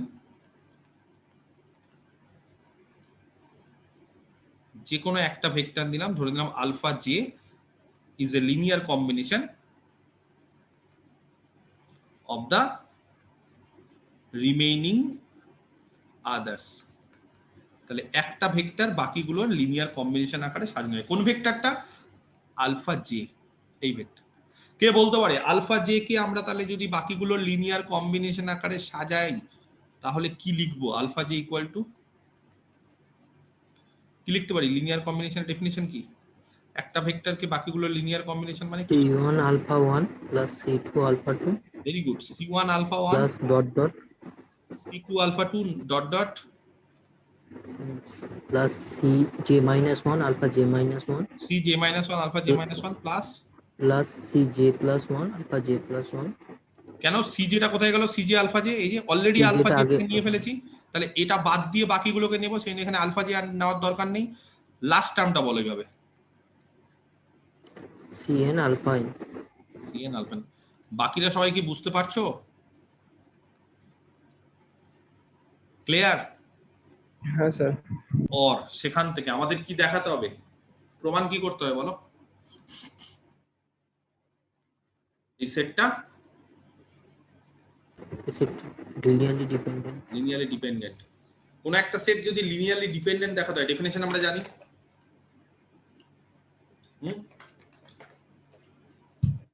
ডেফিনেশনটাকে কি করে নিয়ে যাব? এক কাজ করি, আমি এখানে C1 alpha 1 plus C2 alpha 2 plus dot dot করে CJ minus 1 alpha J minus 1, আর এই যে আলফা যেটা ছিল সেটা এখানে নিয়ে চলে আসি মাইনাস আলফা জে। অসুবিধা আছে কারণ? এইদিকে যেখানে ঢুকিয়ে দিই, দোকানে যাবে এই জায়গাতে। আচ্ছা, বাকিটা আবার নিজের মতো, plus CJ plus 1 alpha J plus 1 plus dot dot করে CN আলফা n। কে বলতে পারে তাহলে এখানে ইকুয়াল টু কত হবে? থিটা কেউ থাকবে না? Null vector theta, very good. Or C1 alpha 1 ভালো করে দেখো plus C2 alpha 2 plus CJ minus 1 alpha J minus 1 ভালো করে দেখো। আচ্ছা, এখানে না আমি প্লাস CJ আলফা J করলাম, তাহলে আমি CJ কাকে ধরলাম গো?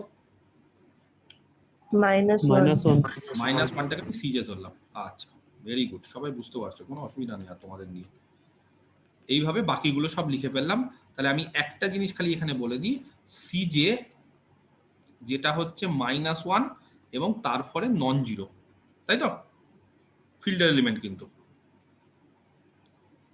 না, এইভাবে লিখতে হবে, CJ non zero and CJ হচ্ছে ফিল্ডের এলিমেন্ট। আচ্ছা, তাহলে এবার একটা জিনিস দেখো তো, একটা রিলেশন পাচ্ছি C1 alpha 1 plus C2 alpha 2 plus dot dot dot করে CN alpha n equal to theta. যদি আমরা দেখিয়ে দিতে পারি যে এখানে যতগুলো স্কেলার আছে সবাই জিরো না, অন্তত একটা non zero, not all zero, তাহলে এই যে ভেক্টরটা, এই সেটটা কি হয়ে যাবে? Linearly dependent. লিনিয়ারলি ডিপেন্ডেন্ট, ওটাই তো লিনিয়ারলি ডিপেন্ডেন্টের ডেফিনেশন। লিনিয়ারলি ডিপেন্ডেন্ট তো ওটাই ডেফিনেশন, যে স্কেলার গুলো C1 আলফা 1 মানে এই যে সেটটা, এই সেটটা লিনিয়ারলি ডিপেন্ডেন্ট হয়ে যাওয়া মানে এই রিলেশনটা আমরা পাবো, কিন্তু সবগুলো স্কেলার জিরো হবে না। তাহলে এবার বলো, এখানে C1 alpha 1 C2 alpha 2 plus dot dot করে এই যে রিলেশনটা আছে, সেখানে সবগুলো স্কেলার কি জিরো হবে, না কোনো স্কেলার জিরো নাও হতে পারে? So CJ equals to CJ তো -1 নোট। আমি এখানে না কোন স্কেলারকে জানি না, কোন স্কেলার কি জানি না, এক্সেপ্ট CJটা জানি, কারণ CJটা আমি নিজের মতো ধরে নিয়েছি। তাহলে CJ এখানে কি বলো? CJ কি এখানে? নন জিরো তো? Non zero sir.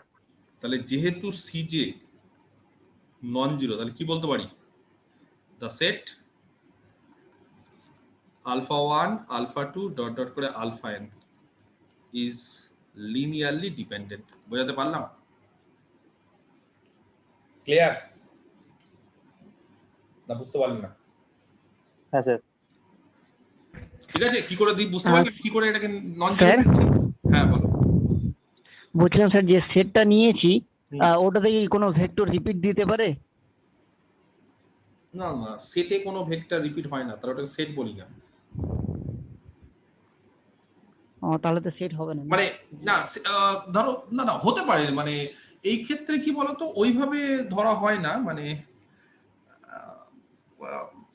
তবে সেট তো রিপিট না নয়, রিপিট নিও না, হ্যাঁ রিপিট নিতে হবে না। মানে স্যার রিপিট নিলে তো প্রবলেম হয়ে যেত, ওই জন্য ভাবছিলাম আর কি। হ্যাঁ হ্যাঁ হ্যাঁ, সেট তো মানে রিপিট নিও না, সেট না বললে রিপিট নিতে পারি। ধরো আমি তোমাকে বললাম 3টে ভেক্টর লেখো, এরা 3টে ভেক্টর, সেটা কোনো অসুবিধা নেই। 3 ভেক্টরস, একই ভেক্টর নেই না অনেক সময়, কিন্তু আমি যদি বলি যে দিস ইজ এ সেট, তখন কিন্তু দেয়ার ইজ এ প্রবলেম। কারণ সেট হতে গেলে you cannot take similar vectors at a time, ঠিক আছে? সেট হলে প্রবলেম, ঠিক আছে? এমনি যদি তুমি vector now then it's okay, কোনো প্রবলেম নেই, ঠিক আছে? আর কোনো কোশ্চেন? আচ্ছা, এবার যদি তোমাদের আমি বলি, তাহলে এই স্টেটমেন্টটা প্রচন্ড ইম্পর্টেন্ট, এই যে এটাও এবং তার কনভার্সটা। তাহলে ধরো তোমাদের মধ্যে লিনিয়ারলি ডিপেন্ডেন্ট একটা ধারণা কি আছে? এই ডিপেন্ডেন্ট ওয়ার্ডটা শুনে একটা ধারণা কি আছে? যে কেউ কারোর উপর নির্ভরশীল। ডেফিনেশন যেটা আছে না, সেই ডেফিনেশন অনুসারে হঠাৎ করে ডিপেন্ডেন্স বা হঠাৎ করে ইন্ডিপেন্ডেন্স কেন বলছে সেই ধারণাটা আমরা বুঝতে পারি না। দুটো জিনিস আছে, একটা হচ্ছে ডিপেন্ডেন্ট, একটা হচ্ছে ইন্ডিপেন্ডেন্ট। হ্যাঁ, লিনিয়ারলি, একটা লিনিয়ার কেন, লিনিয়ার অ্যালজেব্রা পড়ছি বলে সামথিং কিছু কন্ডিশন হোল্ড করার জন্য। কিন্তু ডিপেন্ডেন্ট মানে কি? ধরো একটা set alpha 1 alpha 2 dot dot করে আলফা n, এই সেটটা আমি বললাম লিনিয়ারলি ডিপেন্ডেন্ট। হ্যাঁ, এল ডট ডি, তার মানে কি লিনিয়ারলি ডিপেন্ডেন্ট মানে? ডিপেন্ডেন্ট মানে কি? আমি যদি বলি যে আমি কারোর উপর ডিপেন্ডেন্ট, তার মানে কি? তার উপর নির্ভরশীল, তাকে ছাড়া আমার চলবে না, এবং সে যেটা যেটা করবে সেই অনুসারে আমাকে চলতে হবে। তো এখানেও আমি যদি বলি যে এই সেটটা লিনিয়ারলি ডিপেন্ডেন্ট, তার মানে এই সেটের প্রত্যেকটা ভেক্টর একে অপরের উপর ডিপেন্ড করতে হবে। এবং সেই কারণে এই থিওরেমটা কি বলেছে জানো? বলেছে একটা সেট যদি লিনিয়ারলি ডিপেন্ডেন্ট হয়, এই যে আগের থিওরেমটা, তাহলে অন্তত একটা ভেক্টরকে বাকিগুলোর কম্বিনেশন হতে হবে। কম্বিনেশন হওয়া মানে একটা ভেক্টর, এই যে আলফা, যে বাকিগুলোর কম্বিনেশন মানে দেখো বাকিগুলোর আকারে সাজানো যাচ্ছে, মানে একটা ভেক্টর বাকিগুলো দিয়ে পাওয়া যাচ্ছে। তার মানে এই যে আলফা যে ভেক্টর গুলো, এরা কিন্তু এদের উপর ডিপেন্ড করছে, কারণ এই ভেক্টর গুলো দেখো গুণ টুন করে, যে স্কেলার দিয়ে গুণ করে তারপর যোগ করে আলফা যে পাওয়া যাচ্ছে। এই কারণে লিনিয়ারলি ডিপেন্ডেন্সের ব্যাপারটা এসছে এখানে। আমার কথাটা বুঝতে পারলো? লিনিয়ারলি ডিপেন্ডেন্ট মানে কোনো একটা সেট লিনিয়ারলি ডিপেন্ডেন্ট মানে সেই সেটের একটা ভেক্টর বাকিগুলোর উপর ডিপেন্ড করবে, অন্তত একটা ভেক্টর বাকিগুলোর উপর ডিপেন্ড করবে। বাকিগুলোর উপর ডিপেন্ড করা মানে আর কিছুই না, একটা ভেক্টরকে বাকিগুলোর লিনিয়ার কম্বিনেশন আকারে লেখা যাবে। লিনিয়ার কম্বিনেশন মানে কি? তাদেরকে কম্বাইন করে একটা ভেক্টর পাবো, সবগুলোকে কম্বাইন করে অন্য একটা ভেক্টর পাবো, সেই জন্য সেটটা লিনিয়ারলি ডিপেন্ডেন্ট। আর যদি বলি লিনিয়ারলি ইন্ডিপেন্ডেন্ট কোন একটা সেট, এই সেটটা যদি লিনিয়ারলি ইন্ডিপেন্ডেন্ট বলি, তাহলে একটা ভেক্টরকে বাকিগুলোর কম্বিনেশন আকারে নাও লিখতে পারি, লেখা যাবে না। আমার কথাটা বোঝা গেল? লিনিয়ারলি ডিপেন্ডেন্ট মানে অন্তত একটা ভেক্টরকে, ধরো আলফা 1 কে বাকিগুলোর কম্বিনেশন আকারে লেখা যাবে। আর লিনিয়ারলি ইন্ডিপেন্ডেন্ট মানে একটা ভেক্টরকে বা কোনো ভেক্টরকেই, আরো ভালো ভাষায় বলতে গেলে কোনো ভেক্টরকেই বাকিগুলোর কম্বিনেশন আকারে সাজানো যাবে না, তাহলে সেটা লিনিয়ারলি ইন্ডিপেন্ডেন্ট। আমার কথাটা কি বোঝাতে পারলাম? এর আগের দিন একটা উদাহরণ দিয়েছিলাম, জানি না তোমাদের মনে আছে কিনা, তিনটে ভেক্টর দিয়েছিলাম 1 0 0 0 1 0 0 0 1। এই যে সেটটা, যেটা তিনটে ভেক্টর দিয়েছিলাম, ধরে নিতে পারো এটা আলফা, এটাকে বিটা, এটাকে গামা, বা আলফা 1 আলফা 2 আলফা 3, যা ইচ্ছে ধরে নিতে পারো। এই সেটটা কি হয়েছিল? লিনিয়ারলি ডিপেন্ডেন্ট না ইন্ডিপেন্ডেন্ট? ইন্ডিপেন্ডেন্ট। এই সেটটা লিনিয়ারলি ইন্ডিপেন্ডেন্ট হয়েছিল, কারেক্ট।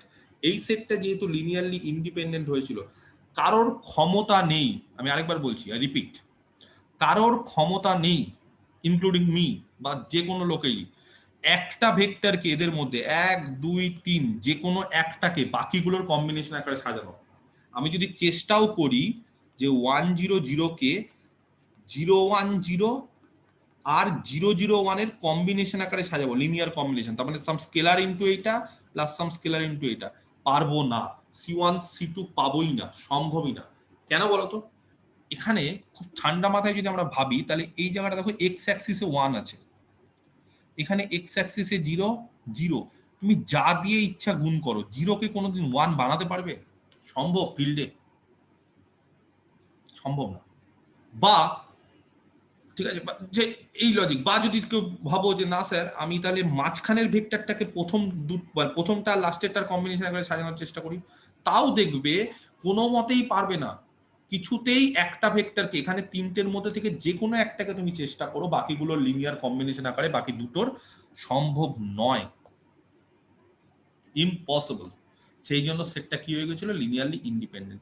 আর আরেকটা সেট মনে আছে আমি লিনিয়ারলি ডিপেন্ডেন্ট দিয়েছিলাম আগের দিন উদাহরণ, কোন সেটটা সেটা? 2 1 1 1 2 2 1 1 1, এই সেটটা নিয়েছিলাম, লিনিয়ারলি ডিপেন্ডেন্ট হয়েছিল সেটটা। স্যার ওই এক্সাম্পলের ক্ষেত্রে স্যার যদি ফিল্ড যদি চেঞ্জ করে দিই তাহলে কি হতে পারে না? হ্যাঁ হ্যাঁ, ওটা আলাদা বিষয়, সেটা আলাদা বিষয়। ফিল্ড এখানে ফ্যাক্টর আছে, field is a big factor, এখানে ফিল্ড আর সেটা আলাদা বিষয়। ফিল্ড অনেক ফিল্ড মানে আছে। স্যার আপনি আর তাহলে ধরে নিচ্ছেন সব ক্ষেত্রে ফিল্ডটা? না না, এটা তো সেটটা R3 নিয়েছি, এটা তো R3 ভেক্টর সেট, হুম এটা তো R3, তো R3 তো ওভার Rই হয়, R3 ওভার R হয়। হ্যাঁ, কিন্তু অনেক সময় আছে যে এমন ভেক্টর স্পেস যেটা ধরো যে ডিফারেন্ট ফিল্ডের উপর হয়, সেখানে কিন্তু ফিল্ড চেঞ্জ করলে কিন্তু রেজাল্ট চেঞ্জ হতে পারে, সেটা আলাদা বিষয়। সেটা কিন্তু আমি একবারে বলে দিই যে না, সব ফিল্ডের ক্ষেত্রে ব্যাপারটা একই থাকবে, ফিল্ড অনুসারে। ফিল্ডটা খুব ভাইটাল, ফিল্ডের উপর ডিপেন্ড করছে সমস্ত কিছু। ফিল্ড যদি চেঞ্জ করে, if you change our field, ঠিক আছে, দ্য রেজাল্ট মে চেঞ্জ, রেজাল্টটা কিন্তু চেঞ্জ হতে পারে। আচ্ছা, এই সেটটা লিনিয়ারলি ডিপেন্ডেন্ট ছিল, কেউ বলতে পারবে কোন ভেক্টরকে এখান থেকে বাকি কাদের কম্বিনেশন আগে সাজানো যাবে? সাজানো যাবে এর মধ্যে কাউকে, কারোর কম্বিনেশন আকারে? আচ্ছা, অনেকে বলতে পারো স্যার দেখে বুঝতে পারছি না। দেখে বুঝতে পারলে খুবই ভালো, যদি দেখে বুঝতে পারো। আর যদি কেউ মনে করো যে দেখে বুঝতে পারছি না, তাও হবে। হ্যাঁ স্যার, করা যাবে তো, হাফ দিয়ে গুণ করো, ফার্স্ট দুটোকে যোগ করবে, তাহলে থার্ডটা পেয়ে যাবে। না, হাফ না, 1/3। হ্যাঁ স্যার, 1/3। হ্যাঁ, 1/3 স্যার, 1/3। এটাকে যদি 1/3 দিয়ে গুণ করি এটাকে, আর এইটাকেও যদি আমি 1/3 দিয়ে গুণ করি, দেখো তো কি পাওয়া যায়।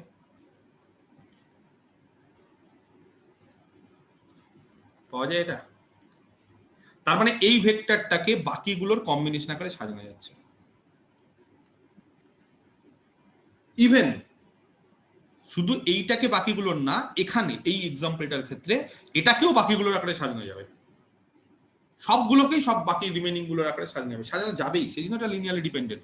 তো অনেক সময় কি হয়, অনেকে যারা খুব তাড়াহুড়ো করার চেষ্টা করে, তারা কোনো একটা সেটকে লিনিয়ারলি ডিপেন্ডেন্ট দেখানোর জন্য না, তারা কি করে, তারা একটা ভেক্টরকে, সেটের একটা ভেক্টরকে বাকিগুলোর কম্বিনেশন আকারে দেখানোর চেষ্টা করে। যদি দেখিয়ে দিতে পারে, then the set is linearly dependent. তখন আর তারা ডেফিনেশনটা ইউজ করে না, ওই সেই একই গদের ডেফিনেশন, টাইম বেশি লেগে যায়। তো তারা কি করে, তারা একটা ভেক্টরকে বাকিগুলোর কম্বিনেশন আকারে সাজানোর চেষ্টা করে, যদি সাজিয়ে নিতে পারে, then the set is linearly dependent.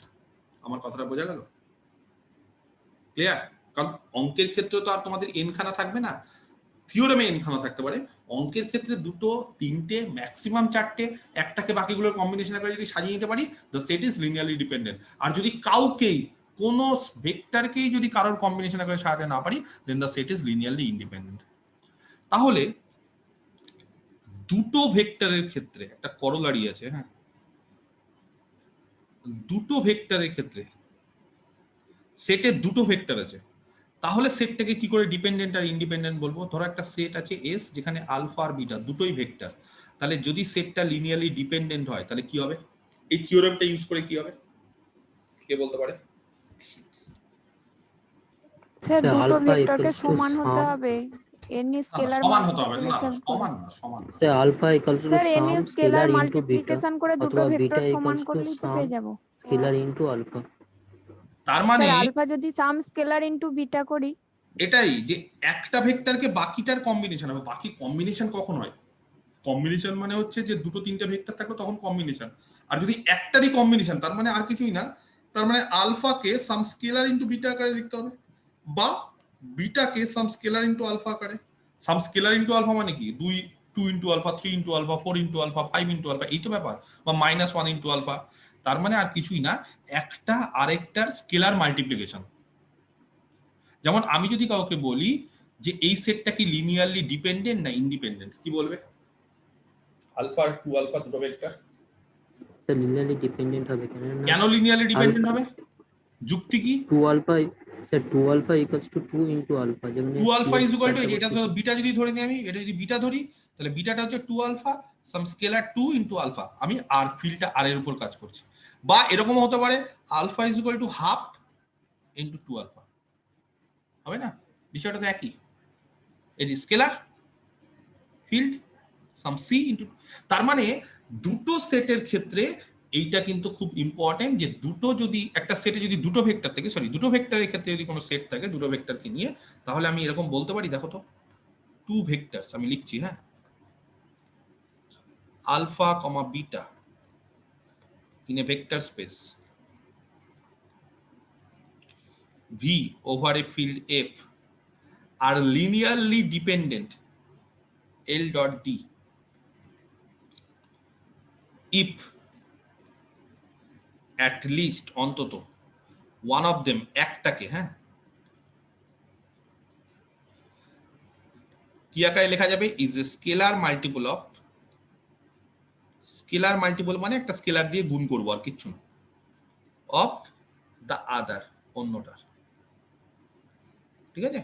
অন্য ভেক্টরটার সঙ্গে যদি স্কেলার দিয়ে গুণ করে যদি আরেকটা পেয়ে যায় তাহলে সেটটা হয়ে যাবে লিনিয়ারলি ডিপেন্ডেন্ট। তাহলে এক্সাম্পল আকারে বলতে পারি এস, এই সেটটা alpha to alpha beta linearly dependent না ইন্ডিপেন্ডেন্ট?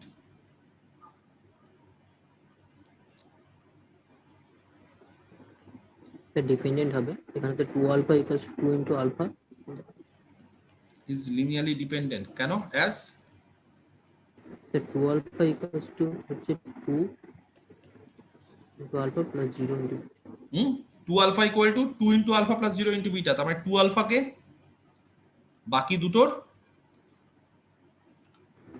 লিনিয়ার কম্বিনেশন লিনিয়ার কম্বিনেশনকে সাজাতে পারছি, বা আলফাকে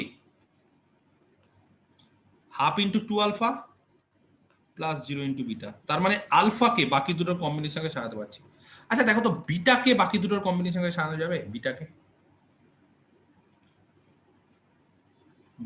এই দুটো ভেক্টরের কম্বিনেশনকে সাজানো যাবে?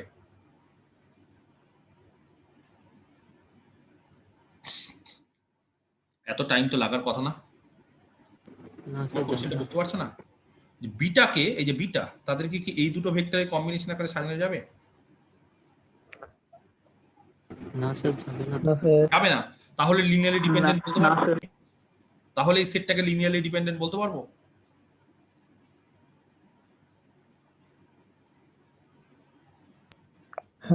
হ্যাঁ, বিটাকে তো এই দুটোর কম্বিনেশন আকারে সাজানো যাচ্ছে না, বিটাকে রিমেইনিং আদার্স এই দুটোর কম্বিনেশন আকারে সাজানো যাচ্ছে, তাহলে কি সেটটা লিনিয়ারলি ডিপেন্ডেন্ট হবে? Yes or no? হ্যাঁ স্যার বলতে পারবো কি হবে স্যার। কেন হবে? কারণ At least sir at least 1 হচ্ছে তো। ইয়েস, অ্যাট লিস্ট অন্তত একটাকে সাজানো গেলেই হবে। বুঝতে পারছো? সবাইকে সাজানো যাবে বলেনি কোথাও, বিটাকে সাজানো নাও যেতে পারে, 2 আলফাকে সাজানো যাচ্ছে বা আলফাকে সাজানো যাচ্ছে রিমেইনিং গুলোর আকারে, বিটাকে সাজানো যাবে তার কোনো মানে নেই। কেন বলতো বিটাকে সাজানো যাচ্ছে না? বিটার সঙ্গে অ্যাসোসিয়েটেড স্কেলারটা কি দেখেছো? হ্যাঁ, বিটার সঙ্গে অ্যাসোসিয়েটেড স্কেলার কি? 0 হয়ে গেলে প্রবলেম হয়। এই যে যখন আমরা সাজাচ্ছিলাম, দেখেছো যখন আমরা সাজাচ্ছিলাম বলেছিলাম, আমি বারবার করে বলেছিলাম যে যেই স্কেলারটা নন জিরো তার সাথে অ্যাসোসিয়েটেড ভেক্টরটাকে বাকিগুলোর আকারে সাজানো যাবে, বাকিগুলোর কম্বিনেশন আকারে সাজানো যাবে, কিন্তু যেই স্কেলারটা জিরো তার সাথে অ্যাসোসিয়েটেড ভেক্টরটাকে কিন্তু বাকিগুলোর কম্বিনেশন আকারে সাজানো যাবে না। এবং এই ক্ষেত্রে বিটাটা যেই সমস্ত স্কেলারগুলো জিরো চলে আসবে না তাদের সঙ্গে অ্যাসোসিয়েটেড ভেক্টরগুলোকে সাজানো যাবে না। ঠিক আছে, বুঝতে পারলাম? আচ্ছা, এই সেটটা লিনিয়ারলি ইন্ডিপেন্ডেন্ট না ডিপেন্ডেন্ট, কে বলতে পারে?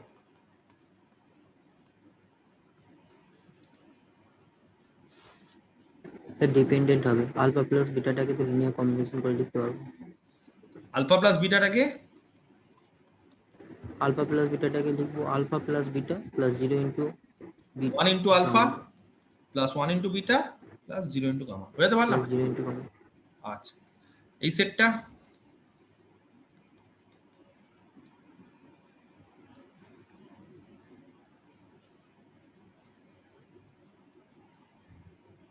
এটাও ডিপেন্ডেন্ট হবে, কিছু করানোর পর নাল ভেক্টর এটা থাকছে তো। কেন নাল ভেক্টর কোন সেটে থাকলে লিনিয়ারলি ডিপেন্ডেন্ট? বা যদি এই লজিকে বলি, যদি আমি এই লজিকে বলি যে একটা ভেক্টরকে বাকিগুলোর লিনিয়ার কম্বিনেশনকে সাজাতে গেলাম, হবে না?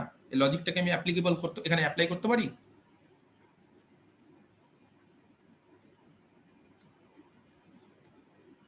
বুঝতে পারছো বিষয়টা?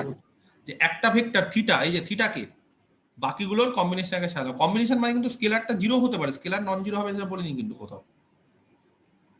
আর কোনো ভেক্টরকে কিন্তু এখানে সাজানো যাবে না, শুধুমাত্র থিটাকেই বাকিগুলোর আকারে সাজানো যাবে। অন্তত একটাকে সাজানো যাচ্ছে বলে the set is linearly dependent. এই সেটটা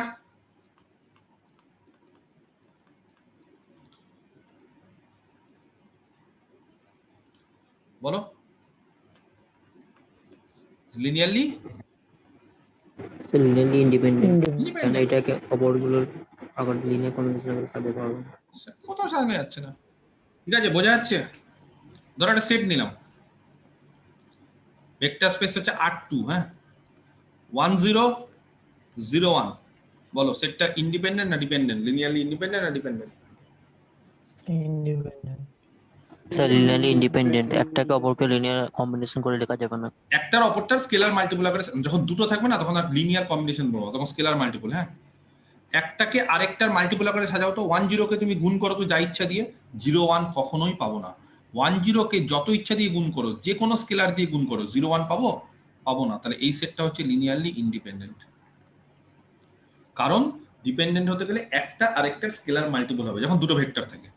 আচ্ছা, যদি এই সেটটা নিই 1 0 0 1 1 1,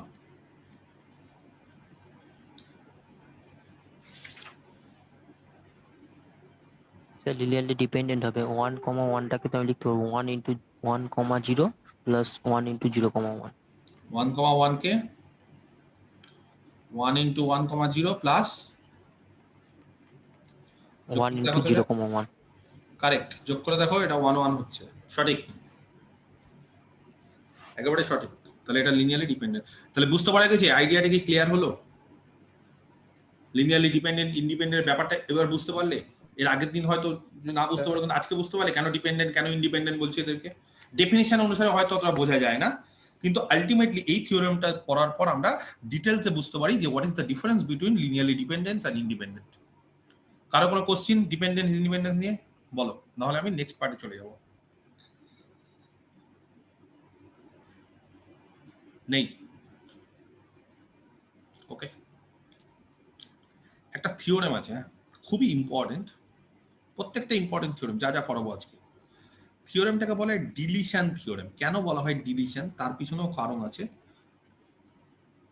এই থিওরেমটা আমি একটু বলে দিই, স্টেটমেন্টটা, তারপরে আমি ডিসকাস করছি। If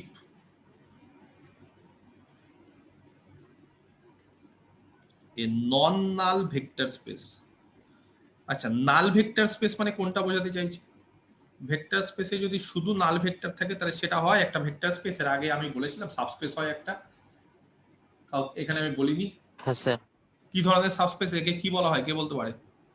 trivial subspace. Trivial subspace. Very good, trivial subspace, একে বলা হয় ট্রিভিয়াল সাবস্পেস। এটা একটা সাবস্পেস মানে ভেক্টর স্পেস তো। আচ্ছা, ওইটা বাদ দিয়ে নন নাল মানে শুধুমাত্র নাল ভেক্টর থাকলে চলবে না, নাল ভেক্টর তো থাকবেই, তাছাড়াও অন্য ভেক্টর থাকতে হবে, মানে নন ট্রিভিয়াল ভেক্টর স্পেস। আরো ভালো ভাষায় বলতে গেলে নন নাল না বলে যদি আমি এই টার্মটা ইউজ করি, নন ট্রিভিয়াল ভেক্টর স্পেস। হ্যাঁ, if a non trivial vector space V over a field F be spanned by, spanned মানে আর কিছুই না, জেনারেটেড মানে লিনিয়ার স্প্যান। হ্যাঁ, spanned by a linearly independent, সংক্ষেপে লিখছি, হ্যাঁ সরি লিনিয়ারলি ইন্ডিপেন্ডেন্ট না, linearly dependent set S. S সেটটাকে বলে দিই আলফা 1 আলফা 2 ডট ডট করে আলফা এন। দেন যদি এরকম লেখা যায়, আমি সব বলছি ডিটেলসে, আগে আমি লিখে নিই। তাহলে ভি, এই যে ভেক্টর স্পেসটা, can also be spend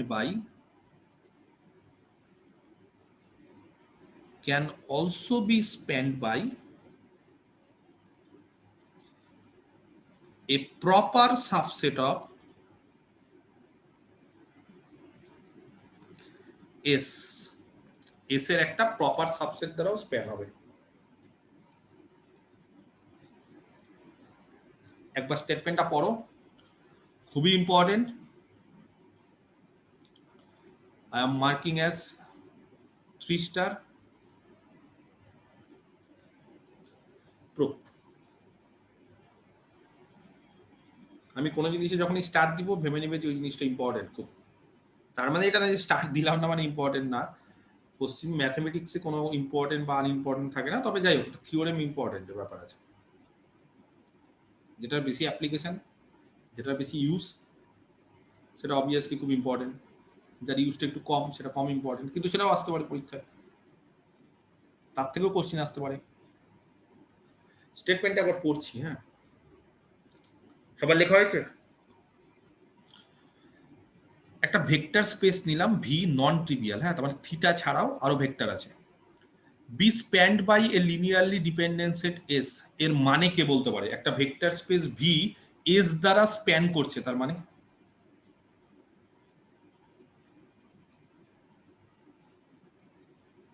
sir V সমান LS, L bracket S. Very good. এই যে গোটা লাইনটা একটু জটিল করে বলেছে, বলতেই পারে, যার যেটা ইচ্ছে। এর মানে V is equal to L S, আর কিচ্ছু না। তার মানে এস দ্বারা যে স্প্যান হচ্ছে এল এস, সেটা আসলে ভি, ভেক্টর স্পেসটা এল এস এর সঙ্গে সমান। বোঝাতে পারলাম? এল অফ এস মানে কি? এস দ্বারা যে লিনিয়ার স্প্যান হচ্ছে যে স্পেসটা, সেটা আসলে মূল ভেক্টর স্পেসের সাথে সমান। সেই জন্য বলছে V be spanned by S. আর তার পাশাপাশি কি বলে দিয়েছে? এটা 1 নম্বর। আর 2 নম্বর আর কি বলে দিয়েছে বলো? এস সেটটা কি ধরনের set? Linearly dependent. Linearly dependent. তাহলে দেখাতে হবে ভি কার দ্বারা স্প্যান হবে আবার? V can also be spanned by a sir S এর প্রপার সাবসেট। তাহলে এস এর যদি একটা প্রপার সাবসেট নিই, ধরো টি একটা এস এর প্রপার সাবসেট, তাহলে আমাদের দেখাতে হবে যে ভিটা আবার কার দ্বারা স্প্যান হচ্ছে? টি দ্বারা। ভি কার দ্বারা স্প্যান হচ্ছে? টি দ্বারা। তার মানে V is equal two LT. এটা দেখাতে হবে। এই দুটো দেওয়া আছে আর এটা দেখাতে হবে। বুঝতে পারলাম? যেগুলো দেওয়া আছে তাহলে এগুলো আলোচনা করে নিই। আচ্ছা, সবার আগে দেওয়া আছে এসটা হচ্ছে লিনিয়ারলি ডিপেন্ডেন্ট। এইটাকে আগে একটু ভাঙি। এস যদি লিনিয়ারলি ডিপেন্ডেন্ট হয়, একটু আগে একটা থিওরেম কি পড়লাম বলো? At least one of the vectors বললাম না? অফ এস, এস এর কি হবে? পুরো কম্বিনেশন ক্যান বি এক্সপ্রেসড আচ্ছা, as say linear alpha J, combination of ধরলাম আলফা remaining জে, হ্যাঁ, ধরলাম ভেক্টরটা alpha J, can be expressed বা written as a linear combination of the remaining, as a linear combination of the remaining others. ঠিক আছে? আচ্ছা, এটা আমরা জানি। কেন জানি? Because S is linearly dependent. আচ্ছা, তাহলে লিনিয়ার কম্বিনেশনকে সাজাও। শিখে গেছি তো আমরা। তাহলে বলো, লেট ধরে নি আলফা জে সাজাও। কিভাবে লিখবো আলফা জে কে বলো? একটু আগে তো আমরা লিখে ফেলেছি অলরেডি এগুলো, মানে we have done this. Okay, বলবে না? স্যার C1 আলফা 1 বলতে হবে C1 alpha 1 plus C2 alpha 2 plus plus dot dot C j minus 1 alpha j minus 1। Correct. এই Plus- পার্টটা কিন্তু দেখাতে হবে, যেহেতু আলফা যে এখানে মিসিং, এইদিকে আছে বলে। হ্যাঁ, plus plus C j plus 1 alpha J plus 1, good, plus dot CN alpha. CN alpha. আচ্ছা, এখানে একটা জিনিস বলতে হবে। হ্যাঁ, ওহো, আগের গুলোতে যদি কোথাও আমি ফর সাম স্কেলার্স না বলে থাকি না, সেগুলো বলে দিবে। হ্যাঁ, আমরা যদি কোথাও ছুটে যাই, মানে এইগুলো যে একটা স্কেলার্স, এগুলো কিন্তু বলে দেওয়া উচিত। আমার মনে হয় এক জায়গাতে ছুটে গেছে খুব সম্ভবত আগের ওই থিওরেমটা পড়াতে গিয়ে। ঠিক আছে, ওরা ফিল্ড এলিমেন্ট ওরা বলে দিবে। ঠিক আছে, দেখে নাও, এখনই দেখে নাও খাতাগুলো। যদি লিখে না দেখে থাকি তাহলে এটা বলে দিবে, এই যে লাইনটা for some scalars C1 C2 dot dot করে CN, এরা সব ফিল্ড এলিমেন্ট। এটা কিন্তু ছোটা যাবে না, এগুলো কিন্তু যতই আমরা জানি তাও আমাদের লিখতে হবে। হ্যাঁ, নাহলে নাম্বার কেটে দেয় পরীক্ষা। ক্লিয়ার?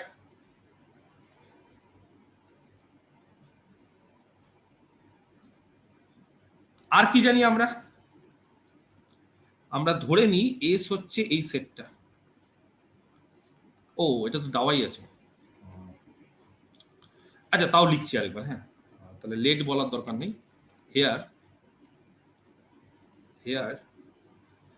এস হচ্ছে আলফা 1 আলফা 2 ডট ডট করে আলফা n, এবং V is equal two LS, এটা আমরা জানি। ঠিক আছে। আচ্ছা, কি দেখাতে হবে তাহলে? এবার দেখানোতে আসি, যেটা দেখাতে হবে। সালমা অলরেডি বলে দিয়েছে কি দেখাতে হবে। তাহলে দেখাতে কি হবে বলতো, টি যদি এস এর একটা প্রপার সাবসেট হয় তাহলে ভি ইজ ইকুয়াল টু এল টি। তো আমাকে তোমরা একটা জিনিস বলো, এস এর একটা প্রপার সাবসেট নাও মানে, এই যে এস এর একটা প্রপার সাবসেট নাও মানে অন্তত টি যদি প্রপার সাবসেটটা নিই তাহলে অন্তত টি তে কি হবে এস এর থেকে একটা এলিমেন্ট বেশি থাকবে। কি থাকবে? স্যার একটা এলিমেন্ট কম থাকবে স্যার। কম থাকবে হ্যাঁ, স্যার। মানে টি তে কম থাকবে, এস এ বেশি থাকবে। হ্যাঁ এস এর থেকে টি এ তে একটা কম কম থাকবে। থাকবে, যাই হোক, ও ওটাই বলতে গিয়ে ও উল্টে ফেলেছিল ব্যাপারটা, ও হ্যাঁ। এসে বেশি বলে দিয়েছিল। হ্যাঁ, তো ঠিক বলেছে, এসে বেশি থাকবে একটা, টি তে একটা কম থাকবে। অন্তত আমি একটা এলিমেন্ট কম নেব টি তে এস এর থেকে। কে বলতে পারে কোন ভেক্টরটাকে আমি কম নিতে চাইছি? আমি চাইছি একটা ভেক্টরকে কম নিতে, কোনটাকে নিলে আমাদের লাভ? কোনো স্যার আইডিয়া? আলফা জেটাকে নিতে হবে। এইটাকে নেব না, হ্যাঁ টি তে এটাকে বাদ দিয়ে বাকিগুলো নেব। এইটাকে বাদ দেব। যদি বলো স্যার কেন, নিজেরাই বুঝতে পারবে কেন। আমি আপাতত আগে নিই, ঠিক আছে, তারপর নিজেরাই বুঝতে পারবে যে কেন এটাকে নিলে আমাদের লাভ হলো। কি দেখাতে হবে তাহলে বলো, কি প্রমাণ করতে হবে? কি প্রমাণ করতে হবে তাহলে? V is equal two LT নাকি? আচ্ছা, V is equal two LT, আবার ভি ইজ ইকুয়াল টু কি দেওয়া আছে গো, কি জানা আছে আমাদের? এলএস। এলএস তাহলে আমরা যদি এলএস ইকুয়াল টু এলটি দেখাই, পরে এলএস এর জায়গায় ভি বসিয়ে দেওয়া যাবে না? তাহলে আমরা কি প্রমাণ করব? উই উইল শো দ্যাট, দেখাবো যে এলএস আর এলটি সমান। এবার এলএস আবার কার সাথে সমান? এই যে ভি এর সাথে সমান। তাহলে ভি আর এলটি সমান হয়ে যাবে, আমাদের কাজ কমপ্লিট। তাহলে এবার আমাদের শুধুমাত্র একটাই কাজ, এলএস আর এলটি কে সমান দেখানো। এগুলো আমরা অনেকবার দেখিয়েছি এরকম টাইপের। বলো কি করে দেখাবো? একবার হচ্ছে এলএস এলটির সাবসেট, একবার হচ্ছে এলটি এলএস এর সাবসেট। কে কার সাবসেট এখানে? So T is a subset of S, then LT equals subset of LS. Yes, T is a subset of S, তাই তো? ওইভাবেই তো আমরা নিয়েছি। We have chosen T as a proper subset of S. Since T is a subset of S, then কি হবে তাহলে বলো? LT subset LS. LT subset is a subset of LS. ওকে, এটা এক। বাকিটা রিমেইনিংটা কি করে করব? উল্টোটা।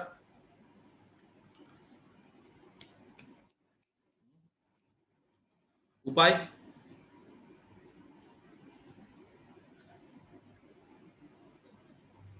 So each element of T is a linear combination of Each element of T না, each element of S is a linear combination of T.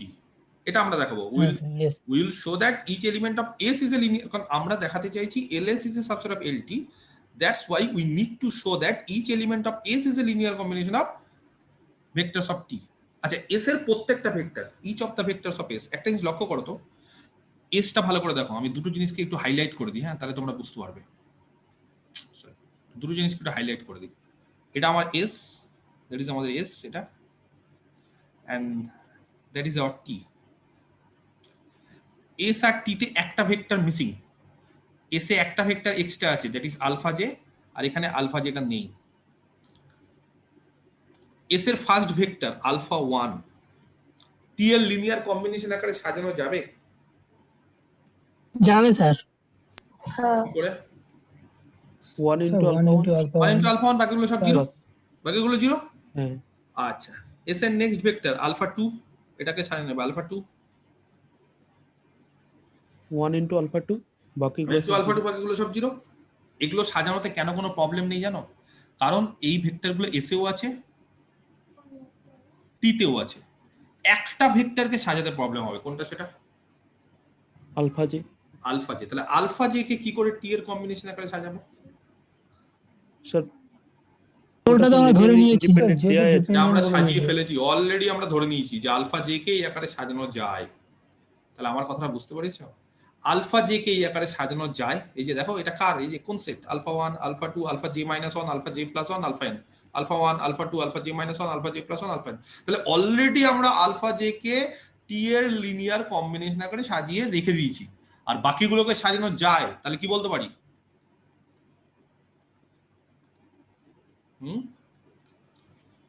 এটাকে একটা কাজ করো, এটাকে একটা মার্ক করে এক নাম দিয়ে দিই। হ্যাঁ, এক, সরি এটা এক না, অলরেডি এক বলে দিয়েছি। তাহলে একটা কাজ করবে, এটা এমনি এক করি, 1 ইংলিশ 1, আর এটা হচ্ছে রোমান হরফের 1।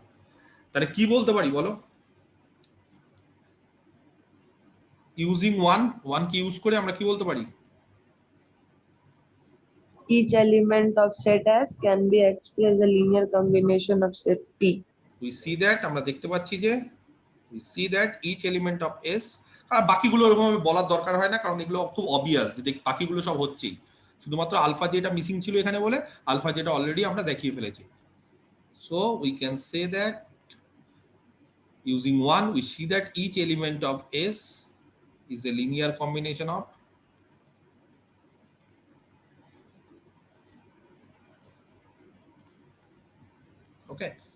of the elements of T.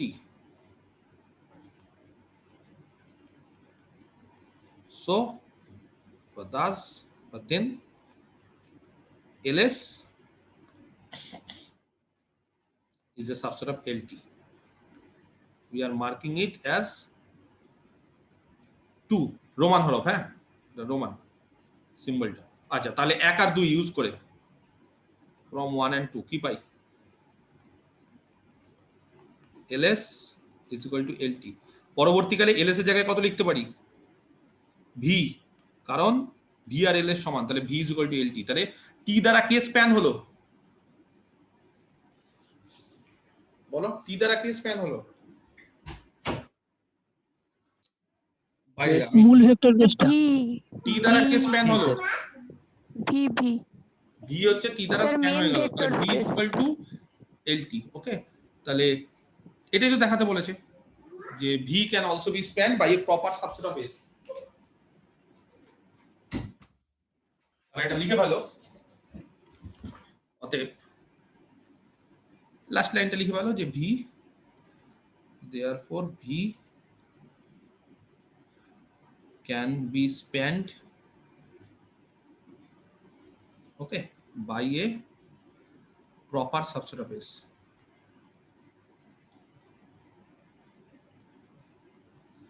এই থিওরেমটাকে কেন ডিলিশন থিওরেম বলা হয় জানো? কারণ স্যার এখান থেকে একটা ভেক্টর ডিলিট করে দেওয়া হচ্ছে। হ্যাঁ, এস থেকে আমরা একটা একটা করে ভেক্টর ডিলিট করতে পারি। মানে ব্যাপারটা হচ্ছে এই যে V can also be spanned by a proper subset of S, এর মানেই হচ্ছে আর কিছুই না যে এস থেকে আমরা একটা ভেক্টরকে কি করছি, ডিলিট করতে পারছি। মানে বিষয়টা এরকম। আচ্ছা, এটা কি লেখা হয়েছে? মানে থিওরেমটা এরকম, যদি ভি একটা লিনিয়ারলি ডিপেন্ডেন্ট সেট এস দ্বারা যদি স্প্যান হয়, ভি যদি এস হচ্ছে লিনিয়ারলি ডিপেন্ডেন্ট, তার দ্বারা যদি স্প্যান হয়, তাহলে ভি এস থেকে যদি একটা ভেক্টরকে ডিলিট করি, একটা নিয়ে একটা সেট পেলাম টি, তার দ্বারাও স্প্যান হবে। বুঝতে পারা গেছে? ভি যদি এস দ্বারা স্প্যান হয়, হ্যাঁ খালি এসটা কিন্তু লিনিয়ারলি ইন্ডিপেন্ডেন্ট হতে হবে, এটাও কিন্তু, এটা না হলে কিন্তু হবে না। যদি ভি এস দ্বারা স্প্যান হলো তাহলে কিন্তু তার সাবসেট দ্বারা হবে না, যদি না ডিপেন্ডেন্ট হয়। তাহলে এস যদি লিনিয়ারলি ডিপেন্ডেন্ট হয় এবং ভি যদি এস দ্বারা স্প্যান হয়, তাহলে এস থেকে আমরা যদি ভেক্টর ডিলিট করতে থাকি একটা একটা করে, একটা ডিলিট করলাম, লিনিয়ার স্প্যান হয়ে গেল। এটাও যদি এবার যদি টিও লিনিয়ারলি ডিপেন্ডেন্ট হয়ে যায়, ধরো এখানে একটা ডিলিট করার পর টি এটাও যদি লিনিয়ারলি ডিপেন্ডেন্ট হয়ে যায়, তাহলে ভি, আবার টি এর যদি কেউ একটা প্রপার সাবসেট পাই পি, তাহলে পি দ্বারা স্প্যান হবে। এভাবে চলতে থাকবে যতক্ষণ অবধি লিনিয়ারলি ডিপেন্ডেন্ট থাকছে। এই থিওরেমটাকে বলা হয় ডিলিশন থিওরেম। স্যার, হ্যাঁ বলো। স্যার বলছি লিনিয়ার ডিপেন্ডেন্সের মধ্যে যে ভেক্টরটাকে বাকিদের লিনিয়ার কম্বিনেশন আগে লিখতে পারছি, সেই ভেক্টরটাকে বাদ দিয়ে তো হ্যাঁ, সেই অন্য ভেক্টরটাকে ভেক্টর বাদ দিতে হবে, অন্য ভেক্টর কিন্তু বাদ দিলে চলবে না। বুঝতে পেরেছো? কারণ অন্য ভেক্টরকে বাদ দিলে কিন্তু হবে না। সেই জন্য অনেক জায়গায় না এটাকে বলে by a suitable proper subset. Suitable মানে যেটা ইচ্ছে দিলে কিন্তু হবে না। সুইটেবল মানে এই যে যেটাকে লিনিয়ার কম্বিনেশন আকারে সাজানো হচ্ছে সেটাকে বাদ দিতে হবে। একটা বাদ দিলেই তো সাবসেট হয়ে যায়। আমরা যেটাকে মানে আমরা যদি একটা বাদ দিই তাহলে সাবসেট তো এটা। হ্যাঁ, আমি ইচ্ছে মতো বাদ দিতে পারবো না, কিন্তু বাদ তো দিতে পারবো একটা না একটাকে। কারণ একটাকে না একটাকে তো সাজানো যাবেই, যে অন্তত একটাকে তো বাকিগুলোর আকারে সাজানো যাবেই। তাহলে একটাকে যদি আমরা বাদ দিতে তাই তো হয়ে গেল সাবসেট। ক্লিয়ার? আর কোনো কোশ্চিন?